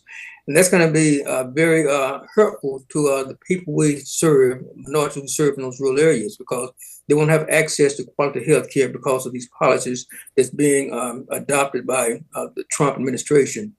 And also the Trump administration is making sure that we do well with diversity, equity, and inclusion. And one of their major things is make sure they whitewash history. You're trying to make sure that we don't teach history in our schools anymore because they don't want the truth to be told to our kids. Mm-hmm. So it's impacting our people in many different ways throughout the state. And our folks are really feeling the brunt of it. Yeah. Let me close here with this. What, to your mind, is the legacy? I've heard in this half hour the way that night changed your life and the path it put you on to all these many decades now of public service in the state Senate in Mississippi. But what, to your mind, is the legacy, the enduring legacy of what happened on that campus at Jackson State 55 years ago? Wake-up call to let us know that things like that can happen if we're not vigilant to make things they don't happen. Yeah. Our legacy is to make sure that we give Jackson State and other universities resources and tools they need to produce scholars, to produce successful individuals. So our legacy is that out of that night, we were able to expand the offerings of Jackson State. We went from a college to university and also gave them the resources they need to expand the offerings so they can prepare our students and our people for the future. But like I said, it's still an ongoing battle because a lot of folks don't want us to move forward. But like I said, we proved by adopting the new flag, that we can sit down and work out things together and move forward. And that's going to be part of our legacy, being forced to sit down, talk out things, and move the state together, forward together. Well, I'm delighted to have had this conversation with you. I'm glad that you've been in the legislature all these years. And to your earlier point, only one state in the country has more African Americans in the state legislature than Mississippi. That'd be the state of Maryland. Mississippi is number 2 with 54, I believe the number is, African Americans in the state legislature. So things in the state of my birth are changing, albeit slowly. They're changing, I think, for the better. Senator, good to have you on, sir. Thank you for your reflections on 55 years ago at Jackson State. All the best to you. Thank you for your time. Thanks for having me. Thank you. My honor to have you on this program. When we come forward, a conversation with the mayor of Newark and New Jersey gubernatorial candidate Ras Baraka on Tavis Smiley. This is getting good. Yeah, man. Tavis Smiley continues when we come forward.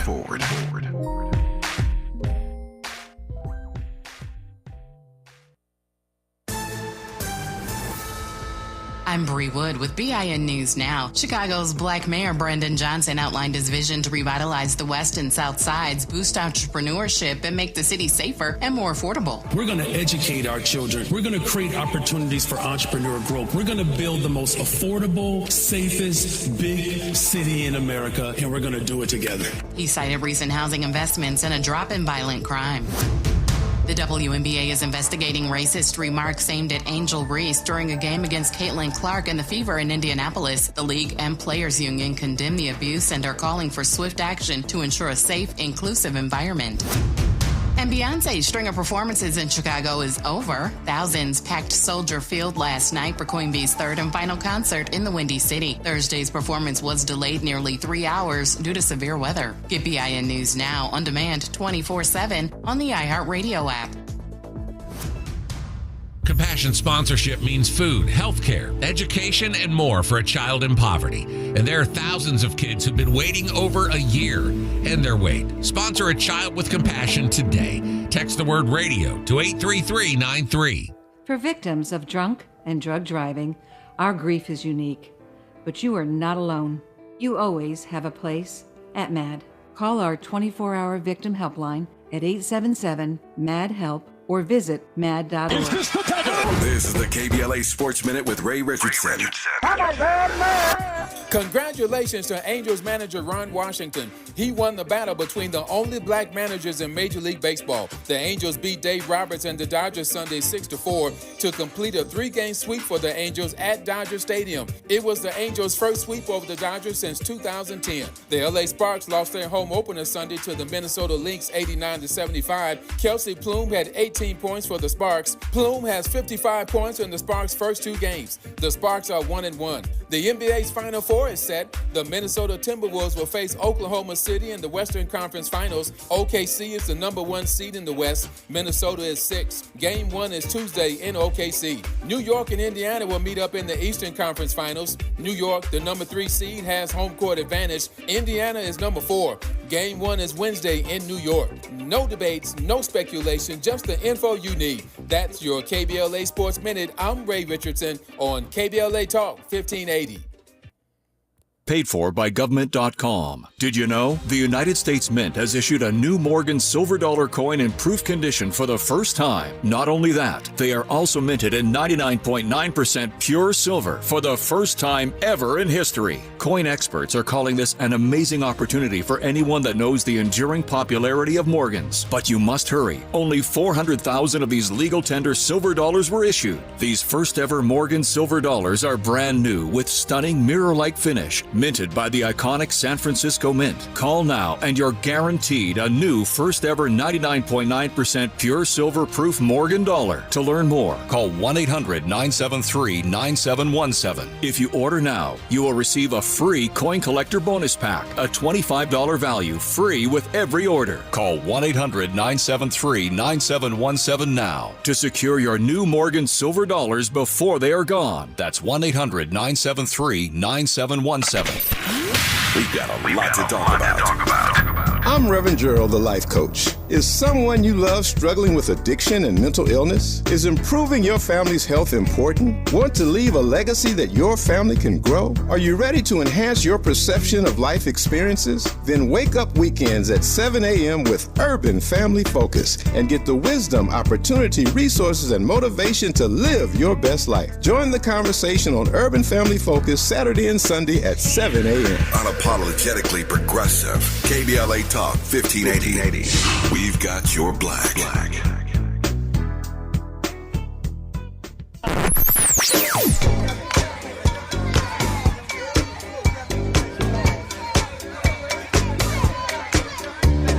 This is KBLA Talk 1580. Talk radio. That's music to your ears. We're unapologetically progressive. KBLA Talk 1580. 1 2 1 2 1 2 1 2. You ready? Somebody make some noise in this joint. KBLA Talk 1580 celebrates its 4th anniversary this year on Juneteenth. Here we go again. Hard to believe 4 years has gone by so fast. Oh my God. But here we are, still standing, still loving and serving our people as best we can. Yeah, that's what I'm talking about. To celebrate our 4th anniversary, we have 4 big events, and you're invited to all of them. She got a lot to say. Let's do this. Let's get it on! On Wednesday, June 18th, we go live on C-SPAN for the 2nd consecutive year with our Climate Justice Plus Black Health Symposium. Tavis Smiley will moderate an all-star panel of thinkers and influencers as we continue our vitally important climate justice work. Hey, Tavis Smiley, talk about. On Thursday, June 19th, you're invited to join us as we celebrate Juneteenth and our 4th anniversary. There will be plenty of food, fun, great music, good vibes, and all of your favorite KBLA Talk 1580 hosts will be there. Yeah, man. Flip the beat. On Saturday, June 21st, there are 2 big events you're invited to attend. I can't wait to hear it. This year, KBLA Talk 1580 continues its annual partnership with the Empowerment Congress for a community celebration and dialogue to educate, engage, and empower. This year's theme is resilience in the face of chaos. Can't wait to see what's up next. Y'all ain't ready for this. And new this year is our State of Black Women in Los Angeles Symposium, moderated by Dominique DePrima, with a luncheon to follow. Dominique will be leading a dialogue with some of the most impactful Black women leaders in Los Angeles, and you're invited to join. This is it. All of these events are free, but seating is limited, so you must register in advance at our KBLA1580.com website, where you can find all the details you need about each event. Check it out. It's our 4th anniversary, and we would love to celebrate it with you. I love you guys so much. There's nothing you can do about it. We're KBLA Talk 1580. The only black talk radio station west of the Mississippi. Thank you for having our black. Happy anniversary, KBLA. We love you. Love you.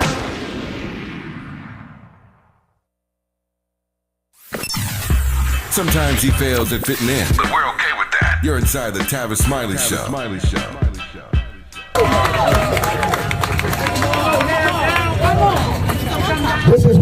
This is why we're really here today. This is not about specific people. It's not about specific people. It's not even about me. It's about systems that were put in place to protect all of us. Every last one of us. And there are individuals who want to ignore that or pretend that doesn't exist and create a problem where we believe that we are each other's enemies. So you have people who say, how is this our fight? And they ask me, Mayor, why are you protecting immigrants? Well, and I've said it repeatedly over and over again, if you're not from the Choctaw Nation or the Lenni Lenape, if you're not a Cherokee or Apache, then somebody in your family has come here undocumented. And if you are from the lineage of those people, then your status in this country is because you were born and naturalized into the United States. This is just a fact. Mayor Ras Baraka, when you were last on this program, I didn't know you were going to leave here and get arrested and end up in court. Let me start by asking, how are you, sir? I'm doing fine, man, by God's grace. Yeah, Yes, sir. I'm glad you're doing well, man. Glad to have you back on this program for these 25 minutes or so here. Let me just give you a chance on this national platform to explain or to share with the audience, to your mind, what happened at that detention center.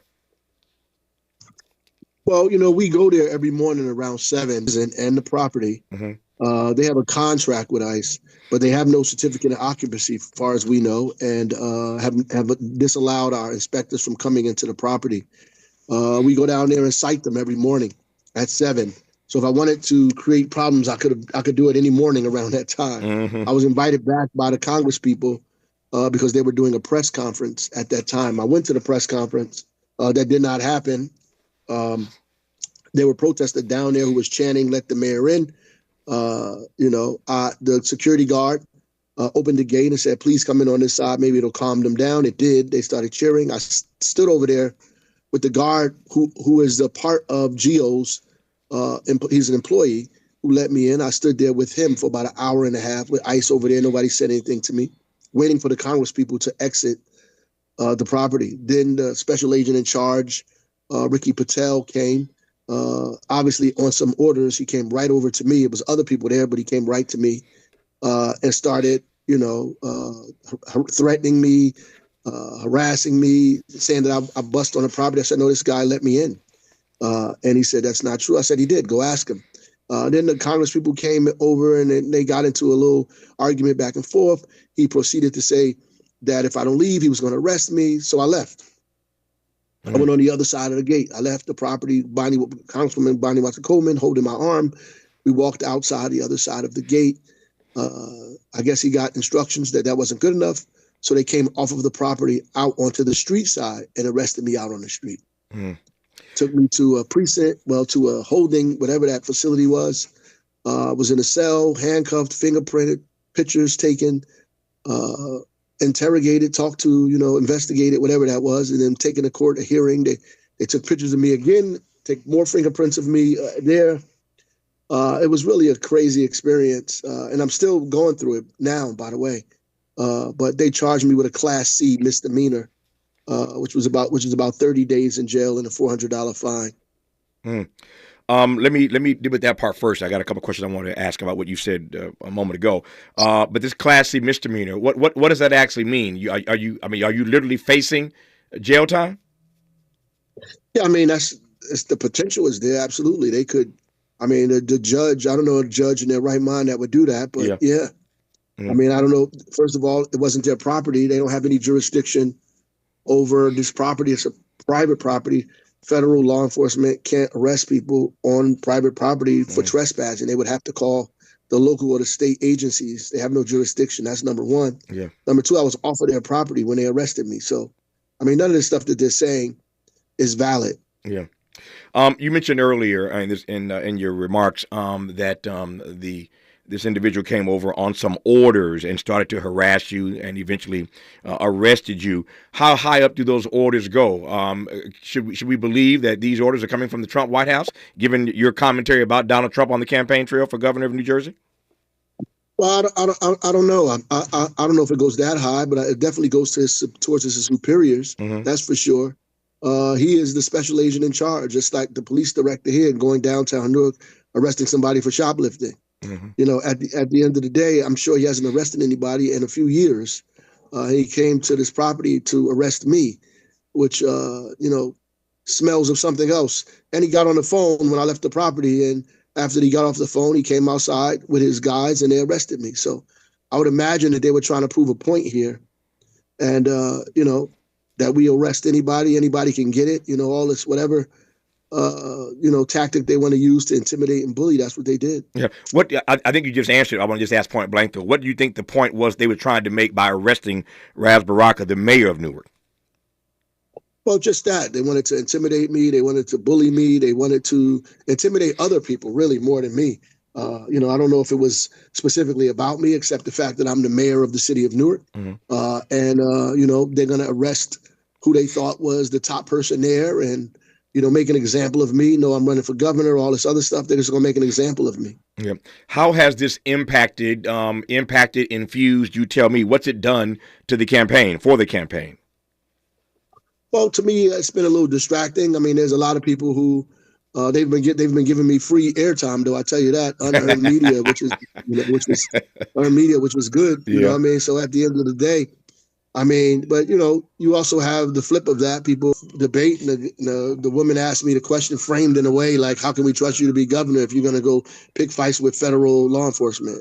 So I mean, they make us the aggressor all of the time. When we did know it, when these people have been the aggressor since we showed up here. So I don't understand that at all. Well, I do understand it, but yeah. Yeah. I'm curious. I didn't see that debate. How did you respond to that question? Well, that's what I told them. One, I didn't interfere with any federal law enforcement officers. What I did was perfectly lawful and within my rights as the mayor of the city. Those people violated my rights. But other than that, I was there doing what all of us should be doing, defending the Constitution of the United States and the Constitution of the state of New Jersey. That's our job, to make sure that people are following our laws, the people's laws are granting people due process, right? That people are secure in their papers and their homes and their persons.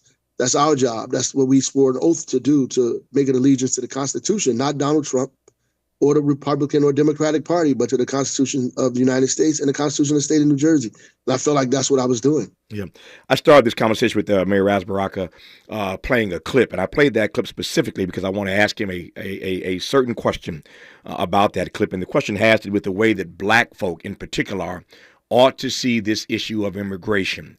You heard him say that if you're not Choctaw, if you're not Apache, he ran the list, then you likely came here undocumented. Somebody in your family came here undocumented. So it's a different way. It's a different lens through which to see this issue of immigration. It's a different approach that the mayor gives us, and I want to wrestle with that when we come forward in this conversation with the mayor of Newark, New Jersey, gubernatorial candidate as we speak on the Democratic ticket, Ras Baraka on Tavis Smiley.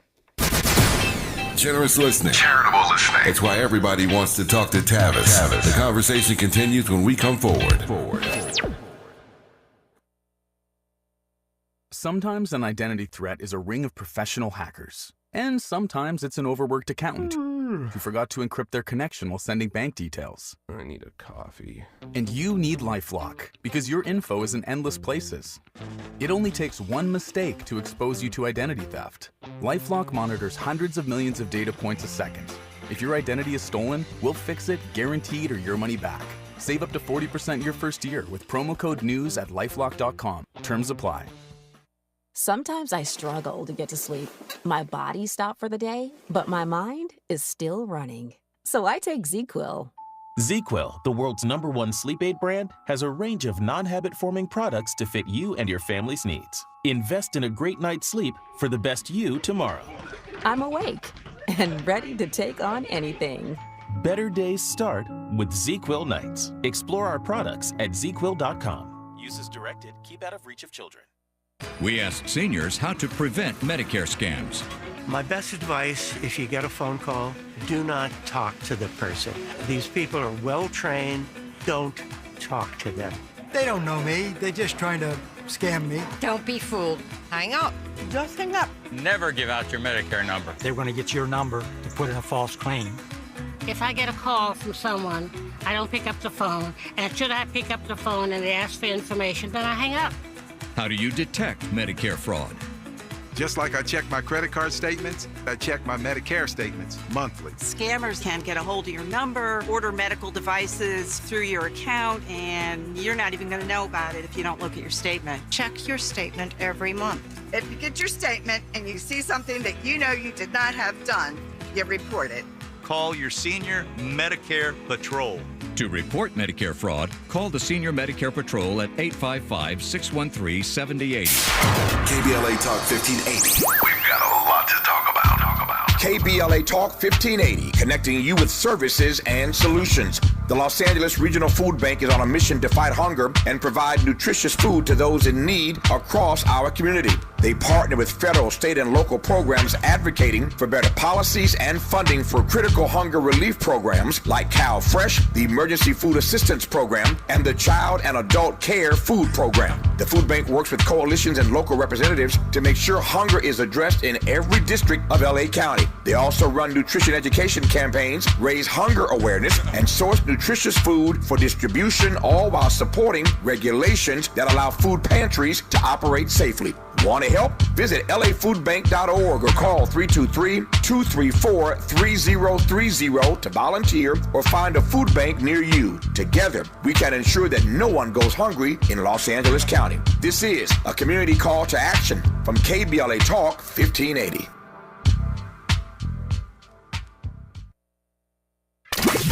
He's a paradigm pioneer and the top-rated African-American talk show host in the nation, according to Talkers Magazine. You're tapped in with Tavis Smiley right now.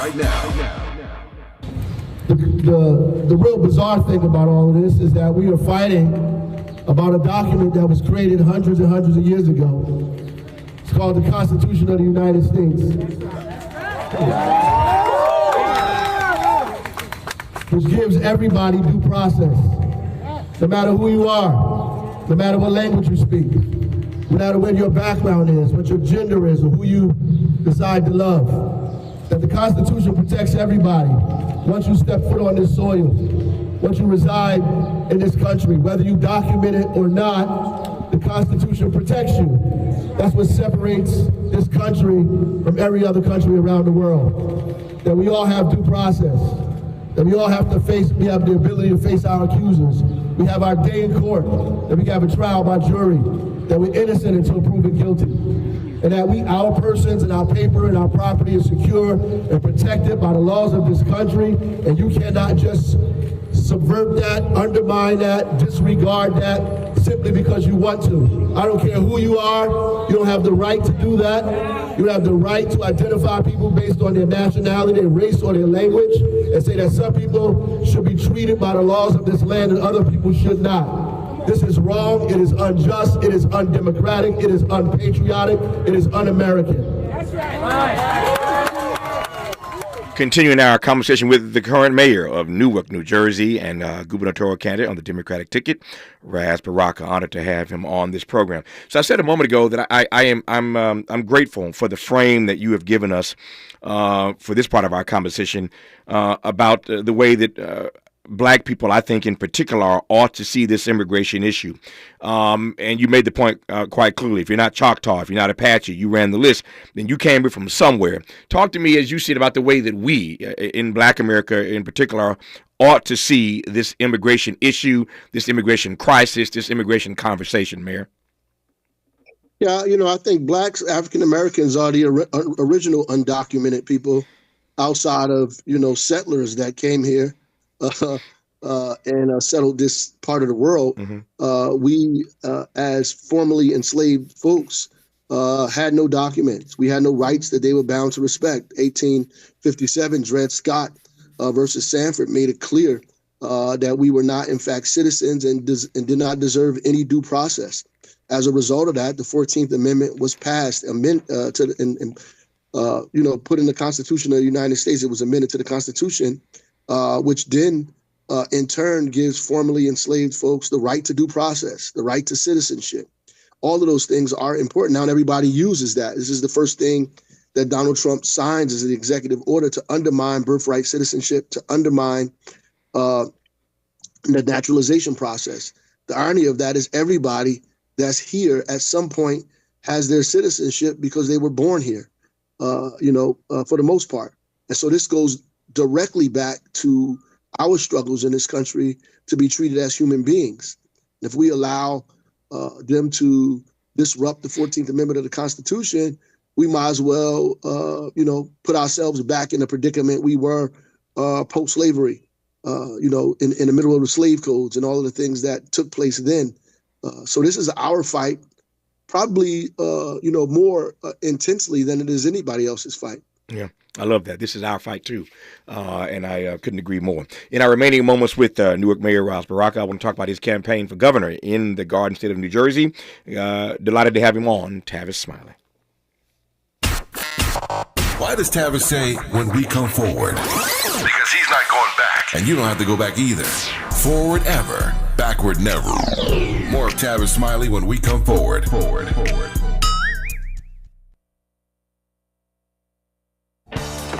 Still getting around to that fix on your car? You got this. On eBay, you'll find millions of parts guaranteed to fit. Doesn't matter if it's a major engine repair or your first time swapping your windshield wipers. eBay has that part you need, ready to click perfectly into place for changes big and small. Loud or quiet, find all the parts you need at prices you'll love. Guaranteed to fit every time. But you already know that. eBay. Things, people, love. Eligible items only. Exclusions apply. Why'd I go to the doctor? One day at the firehouse, I was so lightheaded I could barely stand. Even my crew noticed. Getting checked out was the right call. Turns out I have atrial fibrillation, which increases the risk of stroke about 5 times. Symptoms like irregular heartbeat, heart racing, chest pain, shortness of breath, fatigue, or lightheadedness can come and go. But if it's AFib, the risk of stroke remains. If you have symptoms, contact a doctor. I'm so glad I did.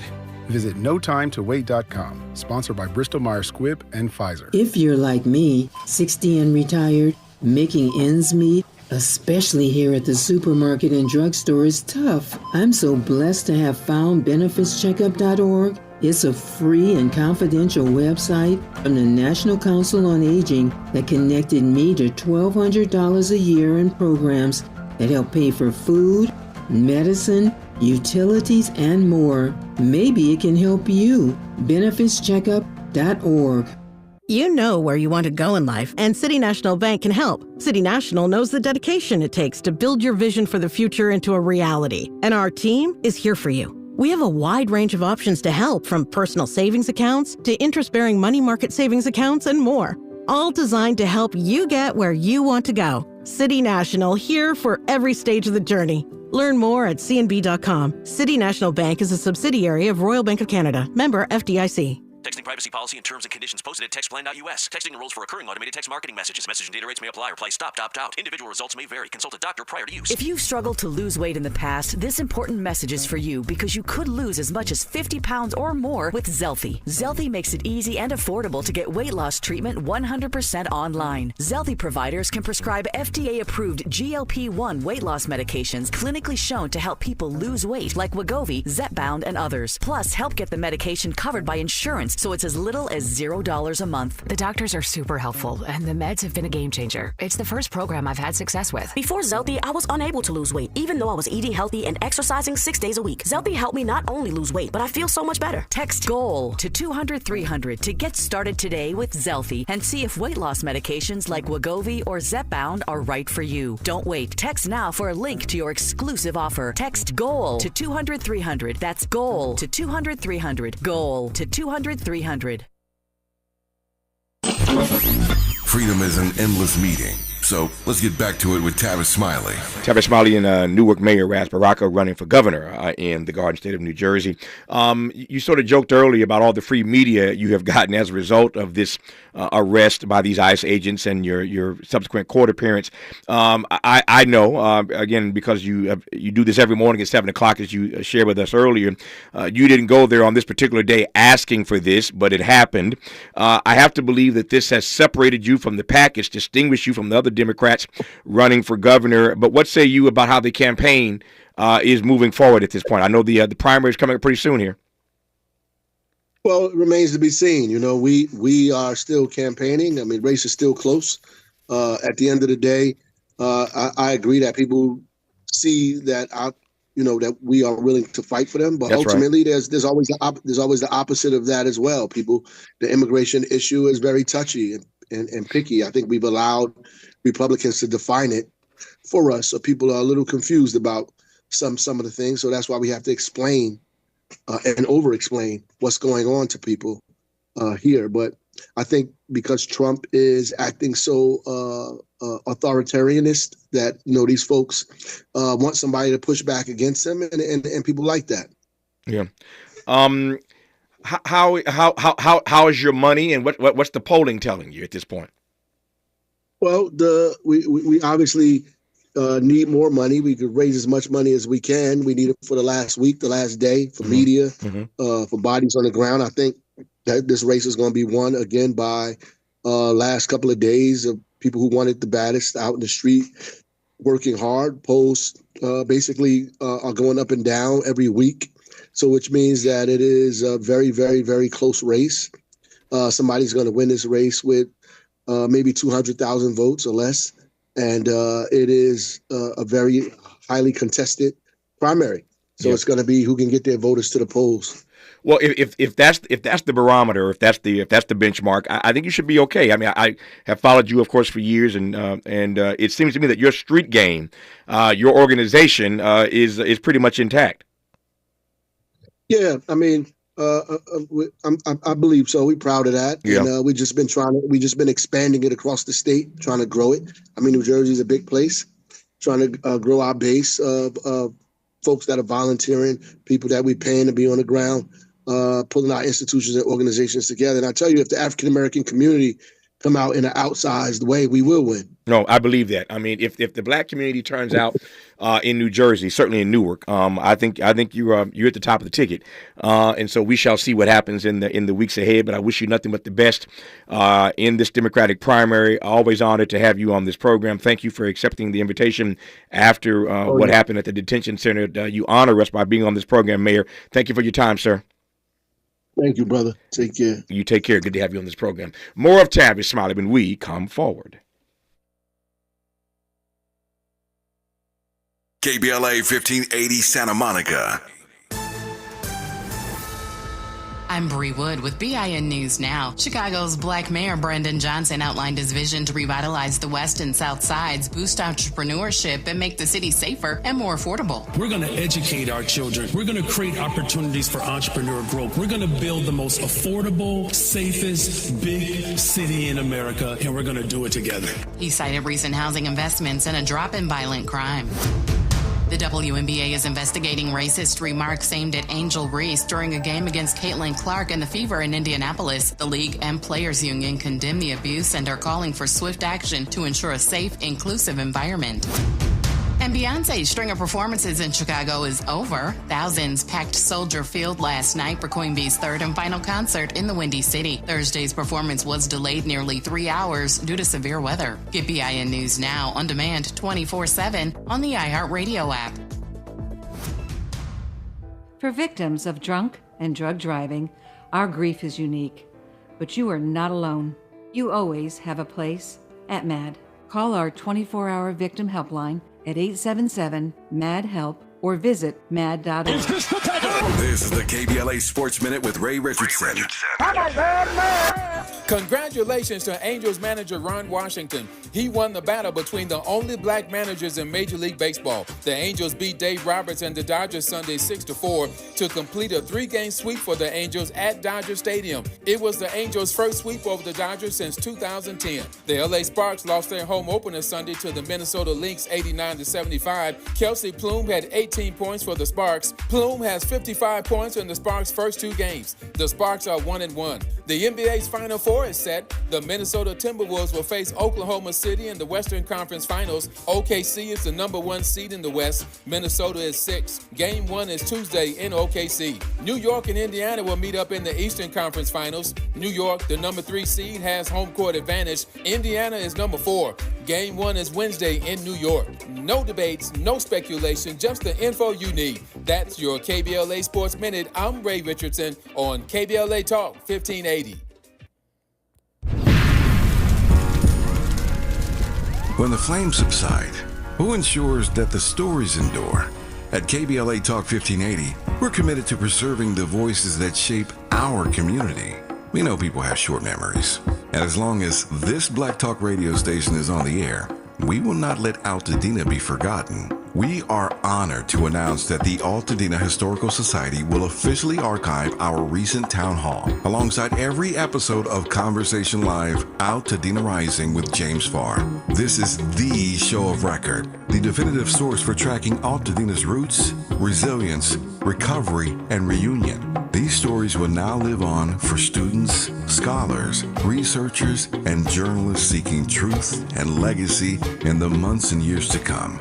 Because history isn't just made, it's honored, it's recorded, and it's passed forward. We're KBLA Talk 1580, and we've got your black.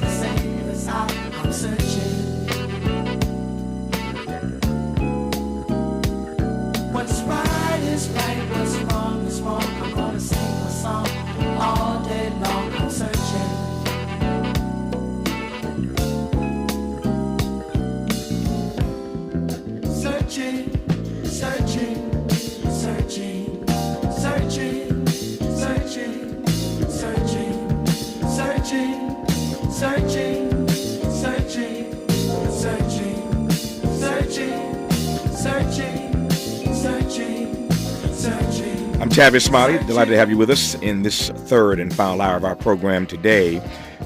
We commenced today's show 2 hours ago in conversation with the eldest daughter of Malcolm X and Betty Shabazz, Ambassador Attallah Shabazz. We continue our celebration of the 100th NATO Day of the brother minister Malcolm X, and so we jump right into that in our first hour.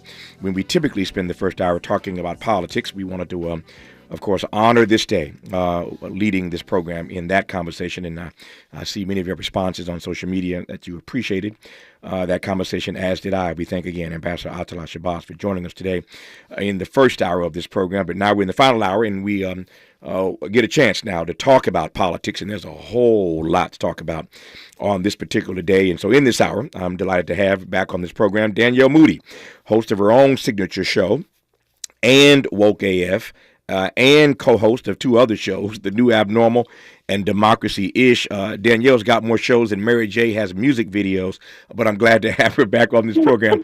Danielle, how are you today?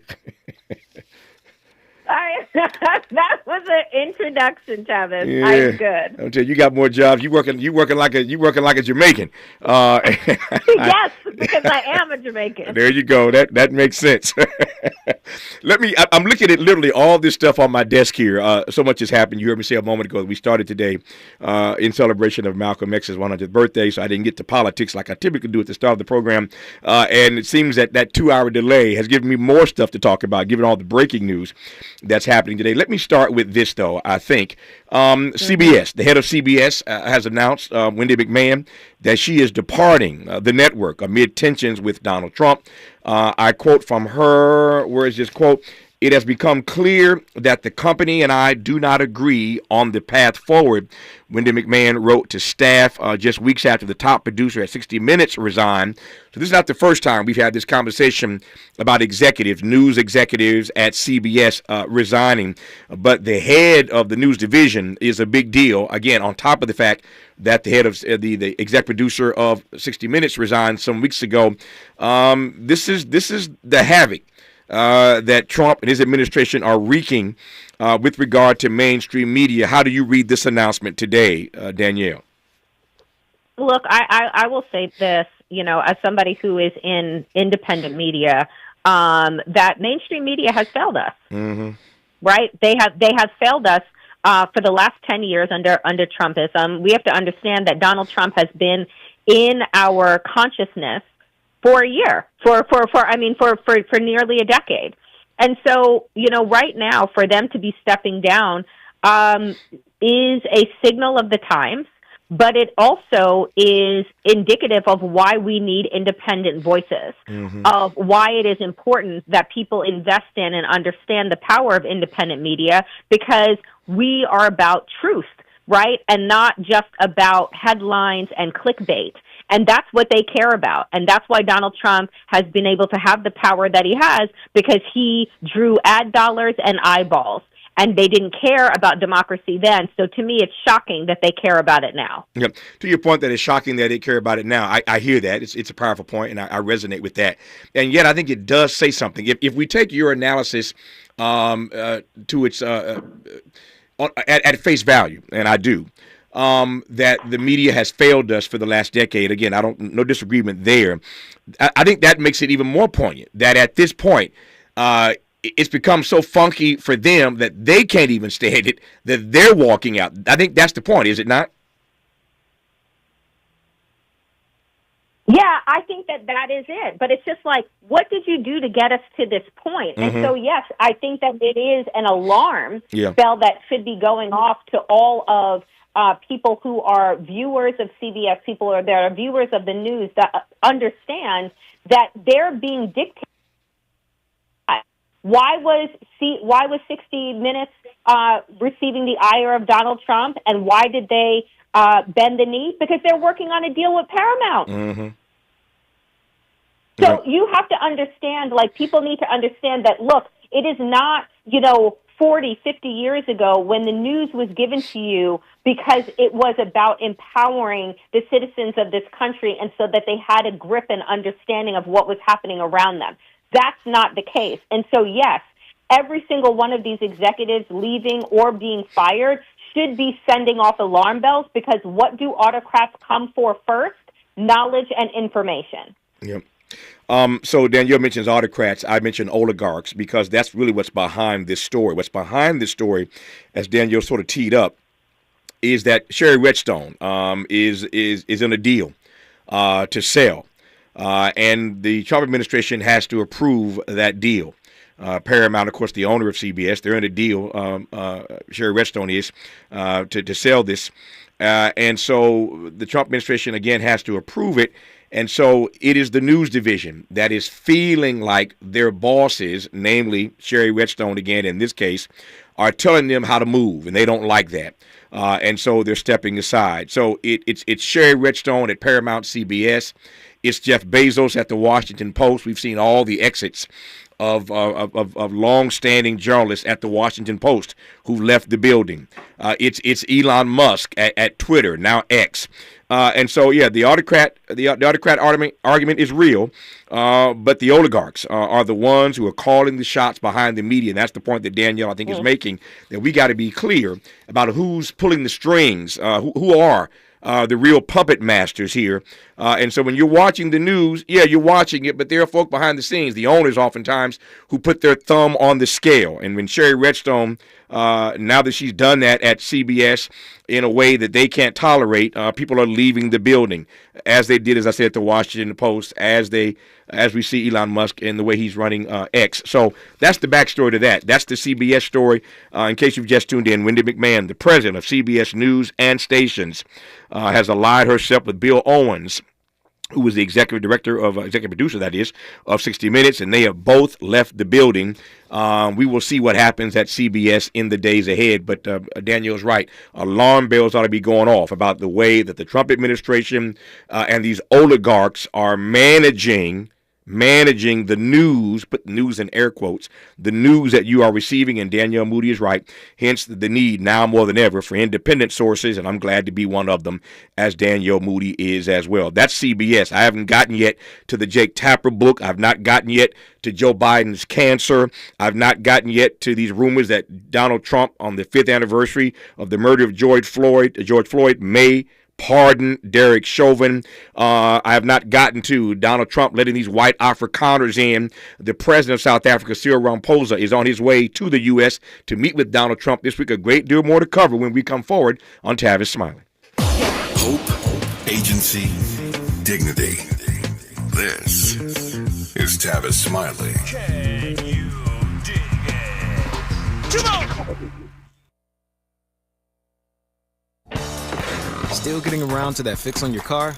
You got this. On eBay, you'll find millions of parts guaranteed to fit. Doesn't matter if it's a major engine repair or your first time swapping your windshield wipers. eBay has that part you need, ready to click perfectly into place for changes big and small. Loud or quiet, find all the parts you need at prices you'll love, guaranteed to fit every time. But you already know that. eBay, things, people, love. Eligible items only. Exclusions apply. Why'd I go to the doctor? One day at the firehouse, I was so lightheaded I could barely stand. Even my crew noticed. Getting checked out was the right call. Turns out I have atrial fibrillation, which increases the risk of stroke about 5 times. Symptoms like irregular heartbeat, heart racing, chest pain, shortness of breath, fatigue, or lightheadedness can come and go. But if it's AFib, the risk of stroke remains. If you have symptoms, contact a doctor. I'm so glad I did. Visit notimetowait.com, sponsored by Bristol-Myers Squibb and Pfizer. Make a move into a home of your own. With City National Bank's Ladder Up Home Loan Grant, you could receive up to $20,000 that you never need to pay back. Use it toward your down payment, save on closing costs, or to buy down your mortgage rate. Find out more at cnb.com/ladderuphome. City National, here for every stage of the journey. Property must be in a qualifying market in California, New York, or New Jersey. Additional terms and conditions apply. Not all applicants will qualify. Terms are subject to change without notice. City National Bank is an equal housing lender. Member FDIC. NMLS number 536994.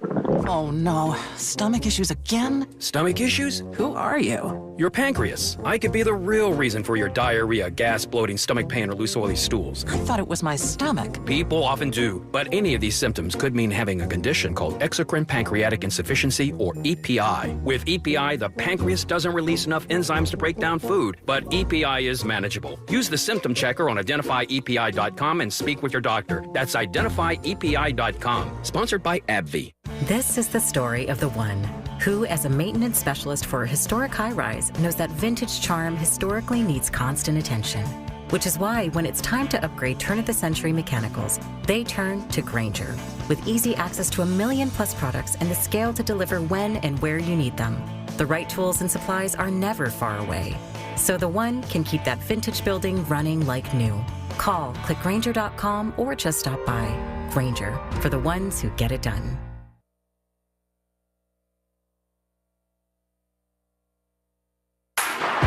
Less monologue, more dialogue. Tavis Smiley continues right now. It does indeed with our guest Danielle Moodie, host of the Danielle Moodie Show, Woke AF, co-host of The New Abnormal and Democracy-ish. She's a busy sister, and I'm glad she's made time for us in this hour of our program today. As I mentioned, so much news today that I could get to. In case you've just tuned in, we talked about CBS. There's breaking news today that the head of CBS News is departing the network. Wendy McMahon has announced she's stepping away, as did Bill Owens. They had a 60 Minutes. They can't take it no more. The oligarchs, the owner, Sherry Redstone, is putting her thumb on the scale so much at CBS that they have left the building. As I said earlier, at the Washington Post, you see the same thing, where Jeff Bezos putting his thumb on the scale. And so you have to be clear about who's, again, pulling these strings behind the scene when you're reading or watching the news of the day. So there's that. I think I want to move now. I feel like I got a Jeopardy board in front of me with all these topics that I can choose from. So I think, Daniel, I want to choose. I'm going to choose South Afrikaners. So this is some sound here from CBS yesterday. Face the Nation, Margaret Brennan's program. This is sound of Marco Rubio, the Secretary of State, on CBS CBS yesterday, talking about this issue. Take a listen. South Africa's president is traveling to the United States this week to meet with President Trump. The administration has prioritized bringing some white South Africans, Afrikaners, to the United States despite the increased restrictions on refugees. President Trump claims there's a genocide underway in South Africa. That's a legal determination. The State Department would make it. Are you trying to determine that now?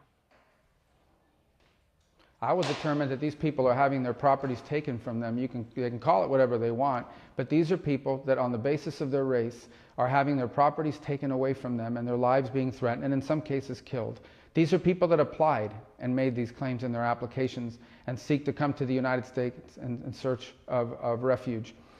We've often been lectured by people all over the place about how the United States needs to continue to be a beacon for those who are oppressed abroad. Mm-hmm. Well, here's an example where we're doing that. So I don't understand why people are criticizing it. I think people should be celebrating it, and I think people should be supporting it. Well, in fact, is there evidence of a genocide that you have? They are in favor.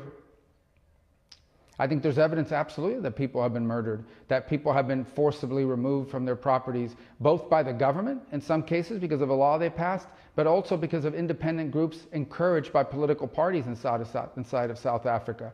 So listen, to move here from half a world away and leave behind the only homeland you've ever known, that's not something people do lightly, especially people who have spent generations farming their land and developing their property.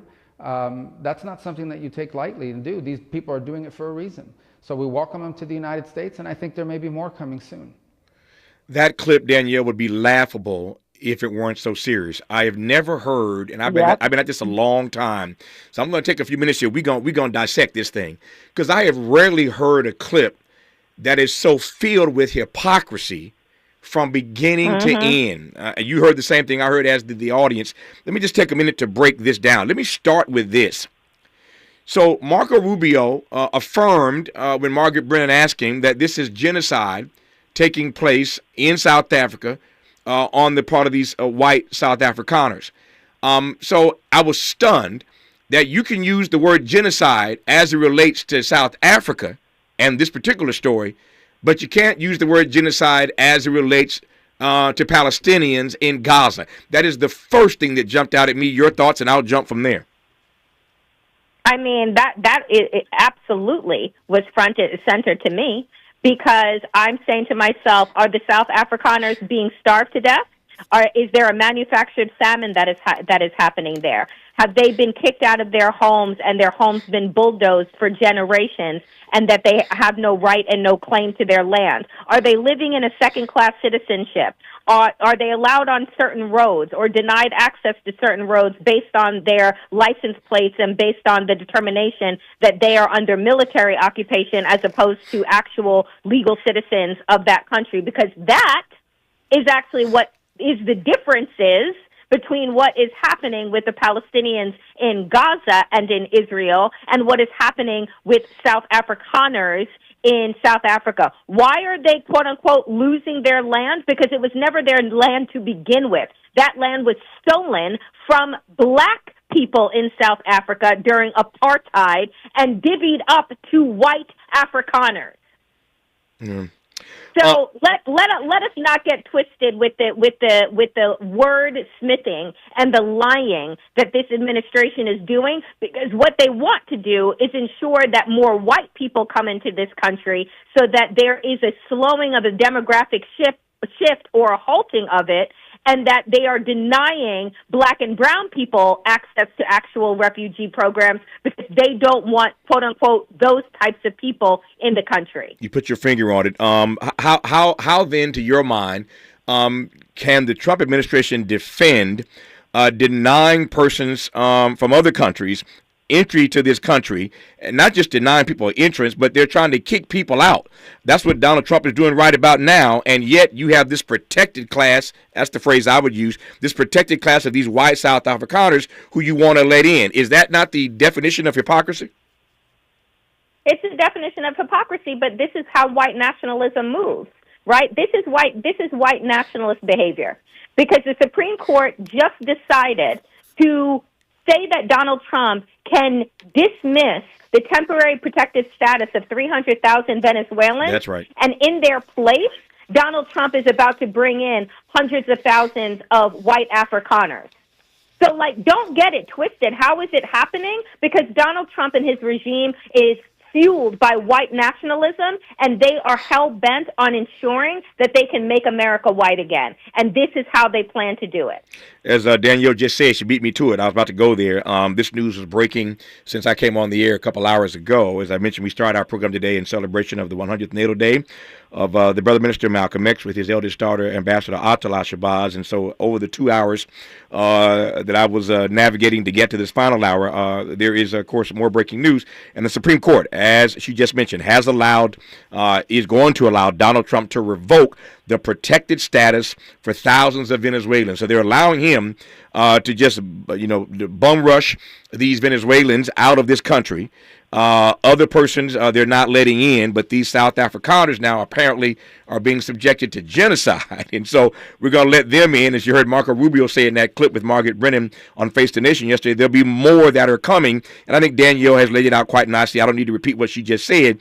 This is what happens when, how might I put it? When you can't change the game, you change the rules. When you can't change the game, you change the rules. What do you mean, Tavis? I'm glad you asked. We all know that we are hurtling inexorably toward that day, not too far from now, when this country, for the first time ever, will be a majority-minority country where people of color combined will outnumber our fellow white brothers and sisters. So you can't change the reality. You can't change the games. What do? You change the rules. You decide who you let in and who you don't let in. You decide who you're going to kick out. So you change all the rules so that you can, as Danielle said, make America white again, not great again, make America white again. That's the play here. But it's just sickening to watch the way they do this. Back to that audio of Marco Rubio on Face the Nation yesterday. So the first thing that jumped out at me was this genocide issue. You can call it genocide in South Africa, but you don't want to call it genocide in Palestine, in Gaza. Okay, but then he goes on, Marco Rubio does, Danielle, as you heard, to sort of lecture us about how we ought to be applauding this, how people lecture the Trump administration all the time about America being this great beacon of light and hope, and that we ought to be applauding that they're allowing these people in who are being oppressed in this particular country. See, that's the kind of nonsense that I can't stand, right? So you want to flip the frame, as it were, and try to lecture us. Well, yeah, we do believe that America is a great beacon of light and hope. And as the words on the Statue of Liberty say, bring me your tired, your poor, your huddled masses, yearning to breathe, yearning to be free. But you can't pick and choose, as they are, the places from which you will allow certain people in while you deny others. What did you make of that? What did you make of that part of the conversation where he's lecturing us about the fact we ought to be applauding what they're doing, letting these white South Afrikaners in? I mean, I don't know how Marco Rubio sleeps at night, to be honest. It is sickening that he was approved by the Senate 99-0 because his fellow former senators thought that he was going to be the adult in the room. Meanwhile, he is nothing more than a caretaker for white supremacy. So, my feeling around Marco Rubio is that the hypocrisy is the point. The gaslighting is the point, so that we get distracted on all of the things that they are actually doing here. We know what the project is that they are undertaking. We are not Boo-Boo the Fool here. We know that the project is to re-whiten America, and they are going to do it by any means necessary. So they're going to use the Supreme Court to remove temporary protective status. They're going to deport people. They're going to pick them off of the street, and then they are going to import white tears into this country because apparently MAGA tears are not enough. That is what they're doing, because when the Statue of Liberty says, bring me your tired, you're hungry, and you're poor, they're not packing Louis Vuitton luggage and putting it on an overhead compartment, okay? So, I'm not getting it twisted here. Yeah. Let me pivot to, again, so much news that I want to get to with Danielle Moodie in this hour. Since we're on this thing about race, let me just stay with it. So the White House is being forced to respond to rumors that Donald Trump may pardon Derek Chauvin. We are approaching on May 25th, the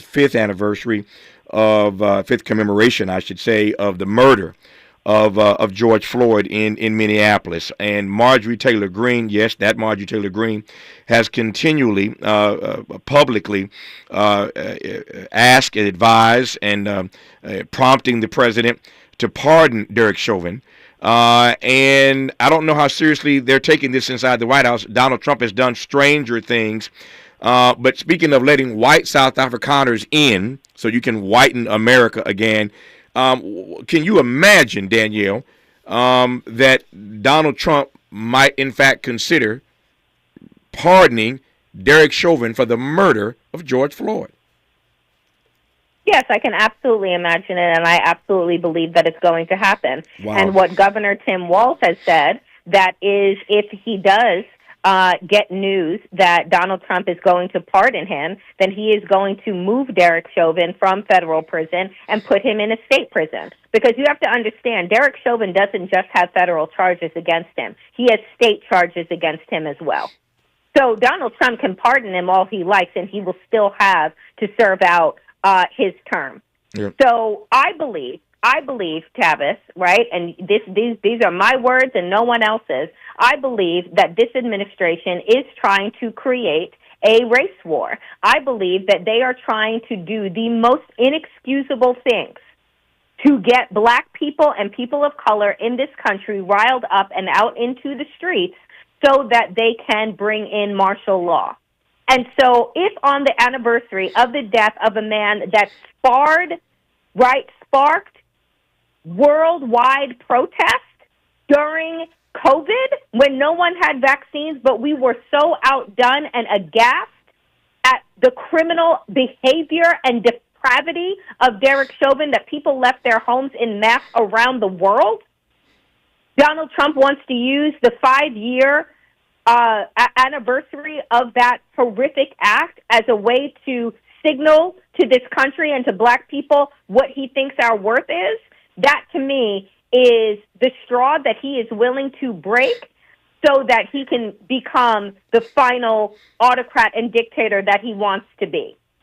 When we come forward, that's what I believe that they're trying to do. No, that's a strong indictment, and I am not so sure you're wrong about it. But to suggest that they're moving in this way to start a race war is, again, it's. I'm trying to process it, but the evidence suggests that Danielle may be right, given the way they continue to show up. Here's my question that I want to put to Danielle when we come forward here, and it's simply this: all these black people who voted for Donald Trump. And as you well know, the number of black votes for Donald Trump went up this time as compared to the last time he ran, sadly, regrettably. But for all you black people who support Donald Trump, if you're listening to me right now, for all you black folk who supported Donald Trump, for all the black folk who went to the White House for his Black History Month celebration, for all the black people who stayed quiet as he's gone after the Blacksonian, the Black Smithsonian Museum, for all you black folk who stayed quiet while he's attacked DE&I. For all you black folk who are staying quiet now, he's letting white South Afrikaners in while Haitians can't get in. Is this the line for you? If Donald Trump pardons Derek Chauvin for the murder of George Floyd, are y'all going to say anything then? Like, what else would he have to do to get the black folk who supported Donald Trump to actually say something about the way he's showing up? Because if he pardons Derek Chauvin and you can't say nothing then,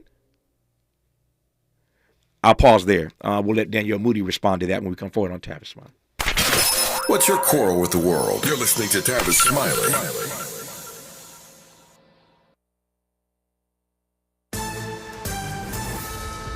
I'm Bree Wood with BIN News Now. Chicago's Black Mayor Brandon Johnson outlined his vision to revitalize the West and South Sides, boost entrepreneurship, and make the city safer and more affordable. We're going to educate our children. We're going to create opportunities for entrepreneur growth. We're going to build the most affordable, safest, big city in America, and we're going to do it together. He cited recent housing investments and a drop in violent crime. The WNBA is investigating racist remarks aimed at Angel Reese during a game against Caitlin Clark and the Fever in Indianapolis. The league and players union condemn the abuse and are calling for swift action to ensure a safe, inclusive environment. And Beyonce's string of performances in Chicago is over. Thousands packed Soldier Field last night for Queen Bee's third and final concert in the Windy City. Thursday's performance was delayed nearly 3 hours due to severe weather. Get BIN News Now on demand 24/7 on the iHeartRadio app. For victims of drunk and drug driving, our grief is unique. But you are not alone. You always have a place at MAD. Call our 24-hour victim helpline at 877-MAD-HELP or visit mad.org. This is the KBLA Sports Minute with Ray Richardson.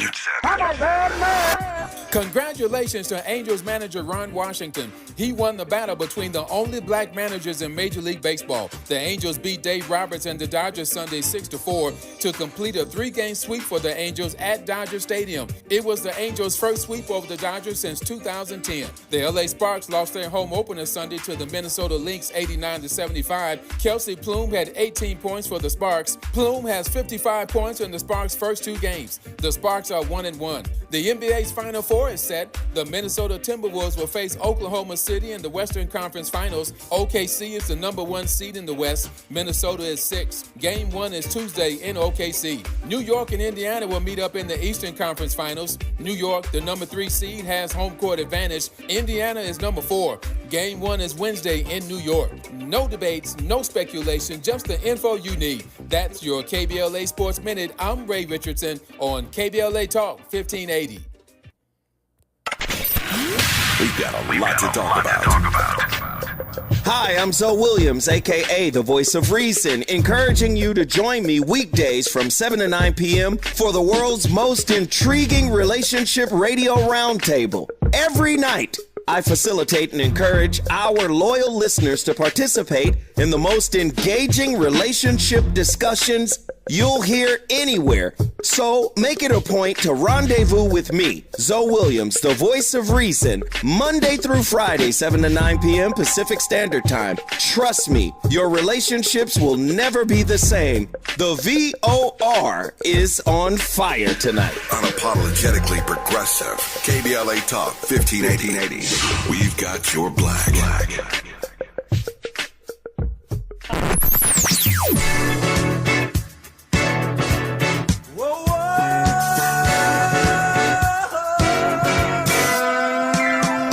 This is KBLA Talk 1580. Talk radio. That's music to your ears.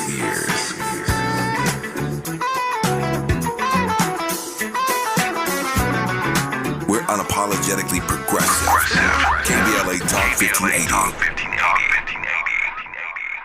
1 2 1 2 1 2 1 2. You ready? Somebody make some noise in this joint. KBLA Talk 1580 celebrates its 4th anniversary this year on Juneteenth. Here we go again. Hello. Hard to believe 4 years has gone by so fast. Oh my God. But here we are, still standing, still loving and serving our people as best we can. Yeah, that's what I'm talking about. To celebrate our 4th anniversary, we have 4 big events, and you're invited to all of them. She got a lot to say. Let's do this. Let's get it on. On Wednesday, June 18th, we go live on C-SPAN for the 2nd consecutive year with our Climate Justice plus Black Health Symposium. Tavis Smiley will moderate an all-star panel of thinkers and influencers as we continue our vitally important climate justice work. Hey, Tavis Smiley, talk about. On Thursday, June 19th, you're invited to join us as we celebrate Juneteenth and our 4th anniversary. There will be plenty of food, fun, great music, good vibes, and all of your favorite KBLA Talk 1580 hosts will be there. Yeah, man. Flip the beat. On Saturday, June 21st, there are 2 big events you're invited to attend. I can't wait to hear it. This year, KBLA Talk 1580 continues its annual partnership with the Empowerment Congress for a community celebration and dialogue to educate, engage, and empower. This year's theme is resilience in the face of chaos. Can't wait to see what's up next. Y'all ain't ready for this. And new this year is our State of Black Women in Los Angeles Symposium, moderated by Dominique DePrima, with a luncheon to follow. Dominique will be leading a dialogue with some of the most impactful Black women leaders in Los Angeles, and you're invited to join. This is it. All of these events are free, but seating is limited, so you must register in advance at our KBLA1580.com website, where you can find all the details you need about each event. Check it out. It's our 4th anniversary, and we would love to celebrate it with you. I love you guys so much. There's nothing you can do about it. We're KBLA Talk 1580. The only black talk radio station west of the Mississippi. Thank you for having our black. Happy anniversary, KBLA. We love you.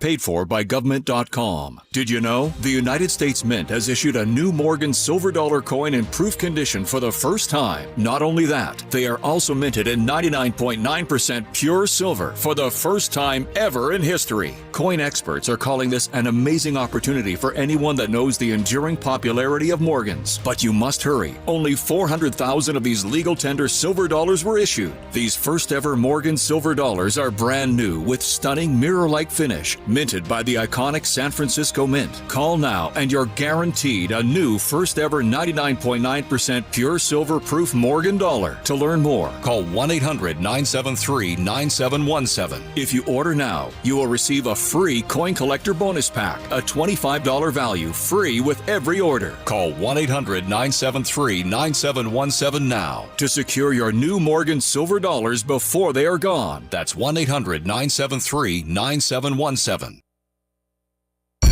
more honesty than you can handle, more empowerment than you can imagine. You're tuned in to Tavis Smiley.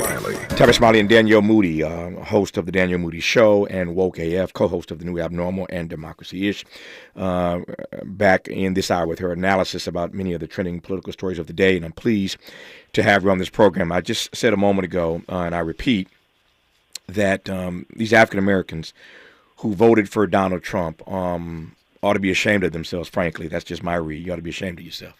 And I'm including members of my own family. I literally have members of my family listening right now back in Indiana who voted for Donald Trump, and I don't understand it. I don't know how you can be a sibling or a relative of Tavis and vote for Donald Trump, but they have their own agency. They have their own mind. They have their own right to vote for who they will vote for, but I'm talking to my own family and to your family as well. I'm talking to every black person listening right now who voted for Donald Trump. You have stayed silent as he's attacked DE&I. You have stayed silent as he's gone after the Blacksonian, the Black Museum in Washington. You've stayed silent as he's attacked, as he's allowed these white South Afrikaners to come in, saying that they're being subjected to genocide, but not so much for the Palestinians in Gaza. On down the list I could go of all the things that Donald Trump has said and done, and y'all Negroes ain't said nothing about it. Now there is this rumor circulating that Donald Trump may in fact pardon Derek Chauvin as we approach the 5th anniversary of the murder of George Floyd. Marjorie Taylor Greene is leading that campaign. And here's what scares me about this, Danielle. What scares me about it is that we see examples every week. I mean, literally. Every week we see examples where outsiders who have a voice press Donald Trump to do X, Y, or Z, and he does it. And there's a long list of these things that you know, and I know I won't waste time walking through them, but like literally every week on this program, I'm discussing some move that Donald Trump has made that was prompted by some podcaster, some broadcaster, some conservative group. They're basically giving him the play of the week. And whatever they suggest, whatever they tell Donald Trump to do, that's in fact what he does. He's done that repeatedly. So I'm with Danielle. I'm not so sure that Donald Trump is not going to pardon Derek Chauvin, given that that's how he has shown up in this second term, listing to outsiders, telling him what to do, and he just bends over and does it. So Trump has not said, to be clear, for the record, he has not said that he is going to pardon Derek Chauvin. But the rumors of that possibility continue, of course, to spread, as I intimated a moment ago. State leaders have emphasized that a pardon, state leaders in Minnesota, that is, have emphasized that a pardon on federal charges would not lead to a pardon on state charges. If Donald Trump were, in fact, to pardon Derek Chauvin, as Danielle Moodie said earlier, Chauvin would simply be transferred out of federal prison into a state prison to serve out his remaining 22-and-a-half-year sentence. I quote now Governor Tim Walz. So, no indication whether they're going to do it or not, but I think it behooves us to be prepared for it. With this presidency, it seems like that might be something they would do, close quote. Those are the words of the governor of Minnesota, Tim Walz. And so he is preparing to do what he has to do if, in fact, Donald Trump does pardon Derek Chauvin. So he's not getting a free card out of prison. That's not going to happen. As I said, he'll be transferred to a state prison. But the message, Danielle, that it would send if Donald Trump listened to Marjorie Taylor Greene and others who are demanding that he pardon Derek Chauvin, the message that he would send would be what? Oh, the message that he would send is that black people do not matter, right? Like, and he sends that message on a regular basis. I mean, instead of painting over Black Lives Matter Plaza in Washington, D.C., they drilled into the concrete. Do you know what I'm saying? Like, they have taken over the Smithsonian in order to dismantle black history, right? So that there is no remnants of truth that exists inside of this country. They've taken over curriculum, right? So that there is no curriculum that makes white kids feel bad about themselves. So in every move that Donald Trump and this regime have made, it is to solidify white nationalist desires and ideology, right? And this belief that black people in this country do not matter. So, like, the funny thing is what you said earlier. Anybody can whisper in Donald Trump's ear, and Donald Trump will move in the direction that they say move, right? So he's over in the Middle East, and he says, I'll do anything for the Crown Prince. I'll do anything for the Crown Prince. Somebody dangles a $400 million plane in front of him, Donald Trump all of a sudden is weak in the knees. Like, the man has no conviction. He has no morals. He has no values. And so he is being puppeted by everyone around him. He is weak, right? And that's the thing that folks need to understand is that, like, Donald Trump has no vision, right? The people of Project 2025, they gave him a vision. They gave him something to do. Elon Musk has this vision to bring white South Afrikaners here, right, because of their oppression, because that is his goal. Right? Like, so we have to understand Donald Trump is an empty, weak man with no vision, no value, and no plan. Even before we get to Donald Trump potentially pardoning Derek Chauvin, as I mentioned a moment ago, there's a long list of things that I think ought to be disturbing to those black Americans who voted for Donald Trump. I don't tell folk how to vote. That is their right. That is their agency. But what is your message to these black folk who supported Donald Trump and how silent they have been as he's made all these moves that makes it abundantly clear what he thinks of us?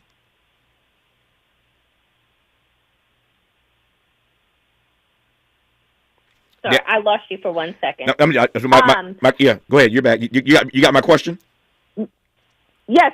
So what he thinks about us. Yeah. I mean, you know, the fact of the matter is that, like, I think that we need to be less concerned with what he thinks about us and what we think about him, and more concerned about what we think about each other, right? So, like, when you're calling out your own family, Tavis, every single one of us has family members like that said Donald Trump isn't going to be that bad. Oh, I have mine. I'm sitting on my money. I'm going to be okay. My family's going to be okay. I don't have to worry about the collective. We need to be less concerned about what Donald Trump thinks about us and what this regime thinks about us, and more concerned about what we think about our future and how we plan on creating community and building community so that future generations actually have a stake in this country. They want us to be dizzy. They want us to be overwhelmed. Steve Bannon told him to flood the zone because then you don't know which way is up, which means that your resistance cannot actually be formed. And so for me, I'm like, we need to stop paying so much attention to what Donald Trump is doing and think about what kind of future we actually want. Yeah, it's just mind-boggling to me, again, that so many black people supported him in this campaign, given the way he has shown up. And no, this is a surprise, right? We knew how Donald Trump was going to move. He told us that when he campaigned. But for all you black folk, all the black folk we know who supported Donald Trump, and you see the way he's showing up now. How you can remain silent in this moment, I do not know. But I tell you this, if Donald Trump has the nerve, gets up the nerve to pardon Derek Chauvin, and all these black people who voted for him are not up in arms, and the few black people, he ain't got many around him, but those who are in his cabinet, the one, and Byron Donald and all these others, if these Negroes don't step up and say something, then we just got to take their black card. You just need to surrender your black card. Surrender your black card if Donald Trump pardons Derek Chauvin and you ain't got nothing to say about that. I wish I could have. I mean, I should snatch your card already. But if he does that and you ain't got nothing to say, then something is wrong with you. I digress for now. We'll continue with Danielle Moodie when we come forward on Tavis Smiley. Interrogating and unpacking. That's what we do around here. You're listening to Tavis Smiley. We asked seniors how to prevent Medicare scams. My best advice, if you get a phone call, do not talk to the person. These people are well trained. Don't talk to them. They don't know me. They're just trying to scam me. Don't be fooled. Hang up. Just hang up. Never give out your Medicare number. They're going to get your number to put in a false claim. If I get a call from someone, I don't pick up the phone. And should I pick up the phone and they ask for information, then I hang up. How do you detect Medicare fraud? Just like I check my credit card statements, I check my Medicare statements monthly. Scammers can get a hold of your number, order medical devices through your account, and you're not even going to know about it if you don't look at your statement. Check your statement every month. If you get your statement and you see something that you know you did not have done, you report it. Call your senior Medicare patrol. To report Medicare fraud, call the Senior Medicare Patrol at 855-613-7080. KBLA Talk 1580. We've got a lot to talk about. KBLA Talk 1580, connecting you with services and solutions. Worried about eviction? You have rights, and Stay Housed LA can help. Stay Housed LA is a partnership between LA County, the City of Los Angeles, and local service providers. From Lancaster to Long Beach, we're here to help you with tenant education workshops, legal clinics, free legal services for eligible tenants, and online resources about tenant protection laws. Don't face eviction alone. Call our hotline at 1-888-694-0040. That's 1-888-694-0040. Or visit stayhousedla.org. Stay Housed LA, keeping Los Angeles residents in their homes. Stay Housed LA, your rights, your home, our community. This is a community call to action from KBLA Talk 1580. Sometimes an identity threat is a ring of professional hackers. And sometimes it's an overworked accountant who forgot to encrypt their connection while sending bank details. I need a coffee. And you need LifeLock, because your info is in endless places. It only takes one mistake to expose you to identity theft. LifeLock monitors hundreds of millions of data points a second. If your identity is stolen, we'll fix it, guaranteed, or your money back. Save up to 40% your first year with promo code NEWS at LifeLock.com. Terms apply. Sometimes I struggle to get to sleep. My body stopped for the day, but my mind is still running. So I take ZzzQuil. ZzzQuil, the world's #1 sleep aid brand, has a range of non-habit-forming products to fit you and your family's needs. Invest in a great night's sleep for the best you tomorrow. I'm awake and ready to take on anything. Better days start with ZzzQuil nights. Explore our products at ZzzQuil.com. Use as directed. Keep out of reach of children. Helping to make you the most knowledgeable person in your circle of friends. This is Tavis Smiley. Tavis Smiley and Danielle Moodie trying to do our best to work through a number of trending topics in this final hour of our program today. I pivot now from Donald Trump to Joe Biden and this book. Oh, Lord, this book, Original Sin, the book on Biden's health decline, which has reopened the Democratic Party's wounds. The book basically posits that Joe Biden stayed in this race so long that it destroyed Kamala Harris's bid. And I've actually been impressed. I've known Jake for years. I don't know the co-author, but I know Jake rather well. And I've actually been impressed with all the people they got to go on the record to talk to them about Joe Biden staying as long as he did, and eventually, of course, passing the baton to Kamala Harris. But this book is a damning indictment of his decision that many believe will forever color his legacy. What say you, Danielle Moodie? You know, I was disappointed and disgusted with the decision to publish this book. Mm-hmm. You know, Jake Tapper and the network of CNN did their best to ensure that Donald Trump would have another presidency. When they had the opportunity to call out, to educate the public on his aspirations as a dictator, on his handmade visions of what the role women should have in society, on the rollbacks of all of the accomplishments of the last 60 years, CNN and Jake Tapper did none of that. And so to use this as an opportunity now to draw attention to Joe Biden, who has just made the announcement with regard to his cancer, is shameful at best, and just horrendous at worst. Mm. So why do you call it shameful or horrendous? If the reporting has brought to light what we didn't know that was happening behind the scenes about the ways in which his team protected him, even though they knew that he was diminishing. You know, because here's my thing. Mm-hmm. Again, we were facing and are facing an existential threat that is Donald Trump and this regime. And he would have done his due diligence and service as a quote-unquote journalist if he had put his weight behind that, mm-hmm. instead of every single turn trying to destroy the legacy of Joe Biden. right? We all know, we all saw the debate. I don't need any more investigation into that, but what I needed over the last 10 years is an uncovering and an investigation into Donald Trump's criminality. Needs to have kept that front page news. But they didn't do that, right? They treated that man with respectability, with a reasonable doubt, given everything that they saw. So it is sickening to me that then a man of decency, that then you would think that you're going to make money off of trying to bring him down. It's disgusting. We'll talk about Joe Biden's cancer. He has publicly announced, of course, that he has prostate cancer in aggressive form, as his statement reads, the statement from his team, an aggressive form of cancer. And I see already people raising questions about whether or not this is something that he knew long ago. Kind of like Ronald Reagan. I've seen stories already and comments already. There are many who believe that Ronald Reagan had Alzheimer's before he left the White House. And if you go back and look at him in his final days, there may be some signs of that, but they didn't want to tell us that Ronald Reagan had Alzheimer's. So the story goes. And so they didn't want to tell us that Joe Biden was diminishing.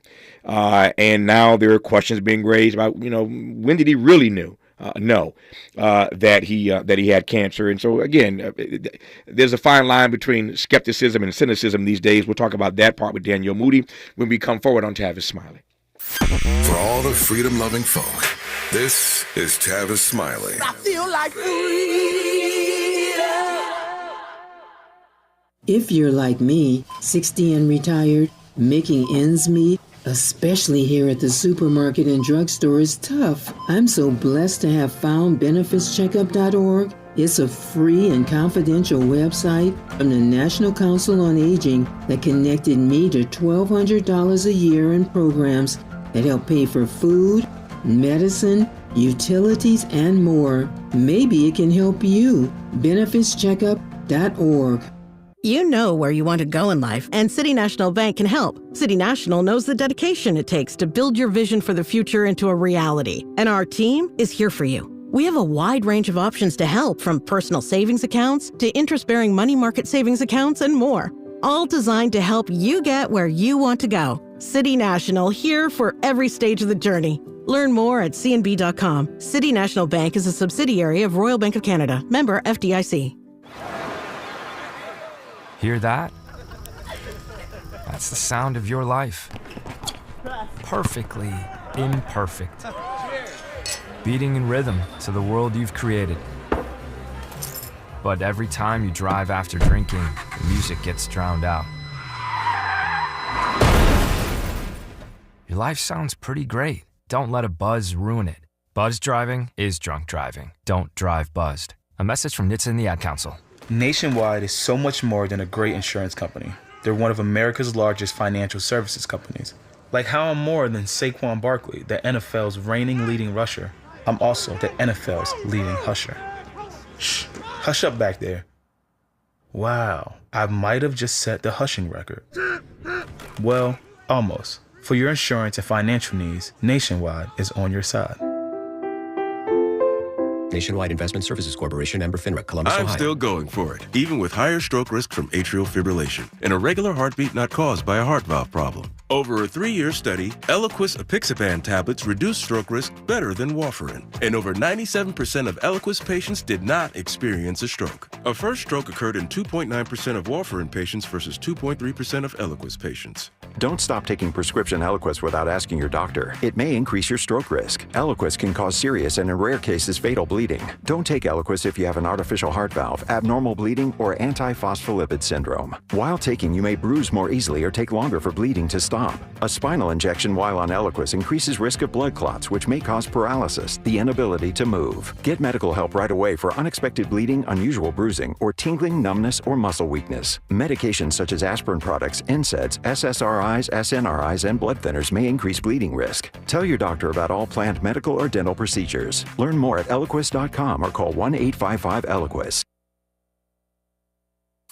Made fresh daily in the Mert Park, Los Angeles, California. You're listening to Tavis Smiley. Tavis Smiley and Danielle Moodie for the next 3 minutes. Barbara Jordan famously asked during the Watergate hearings, what did the president know and when did the president know it? What did he know and when did he know it? This book, Original Sin by Jake Tapper, co-written by Jake Tapper of CNN, of which Danielle Moodie is not a fan. But the book indicts the cover-up of a steeply declining Joe Biden.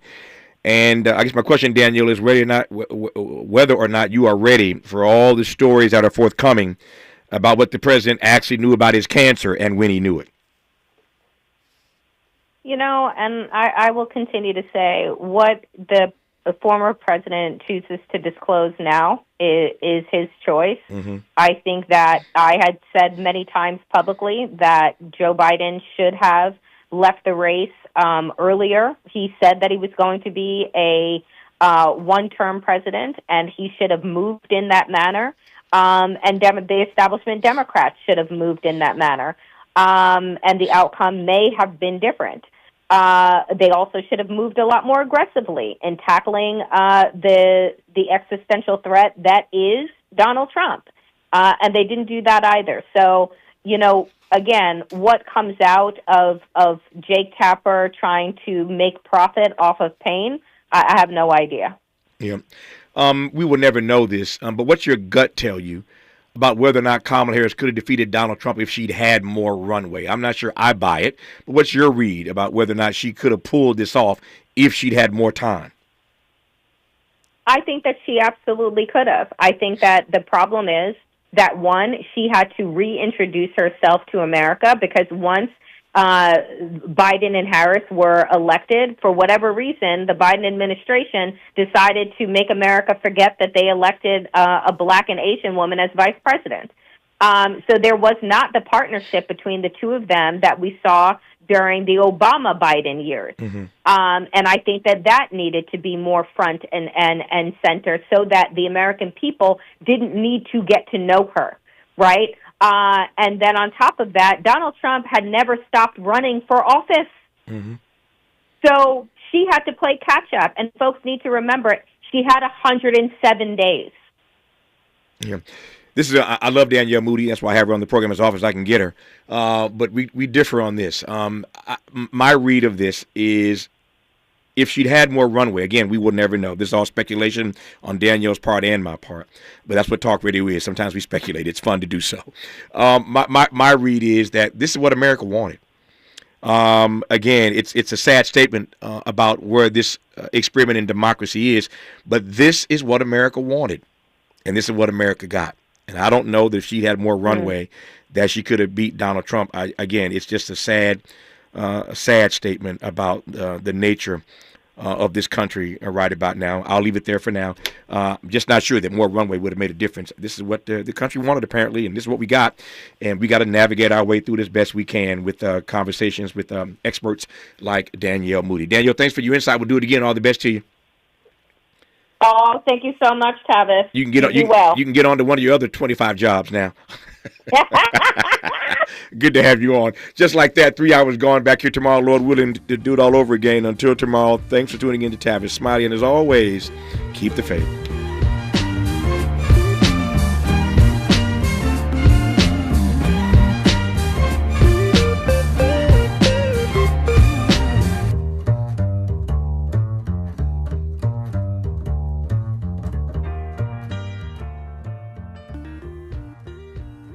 KBLA 1580 Santa Monica. I'm Bree Wood with BIN News Now. Chicago's Black Mayor Brendan Johnson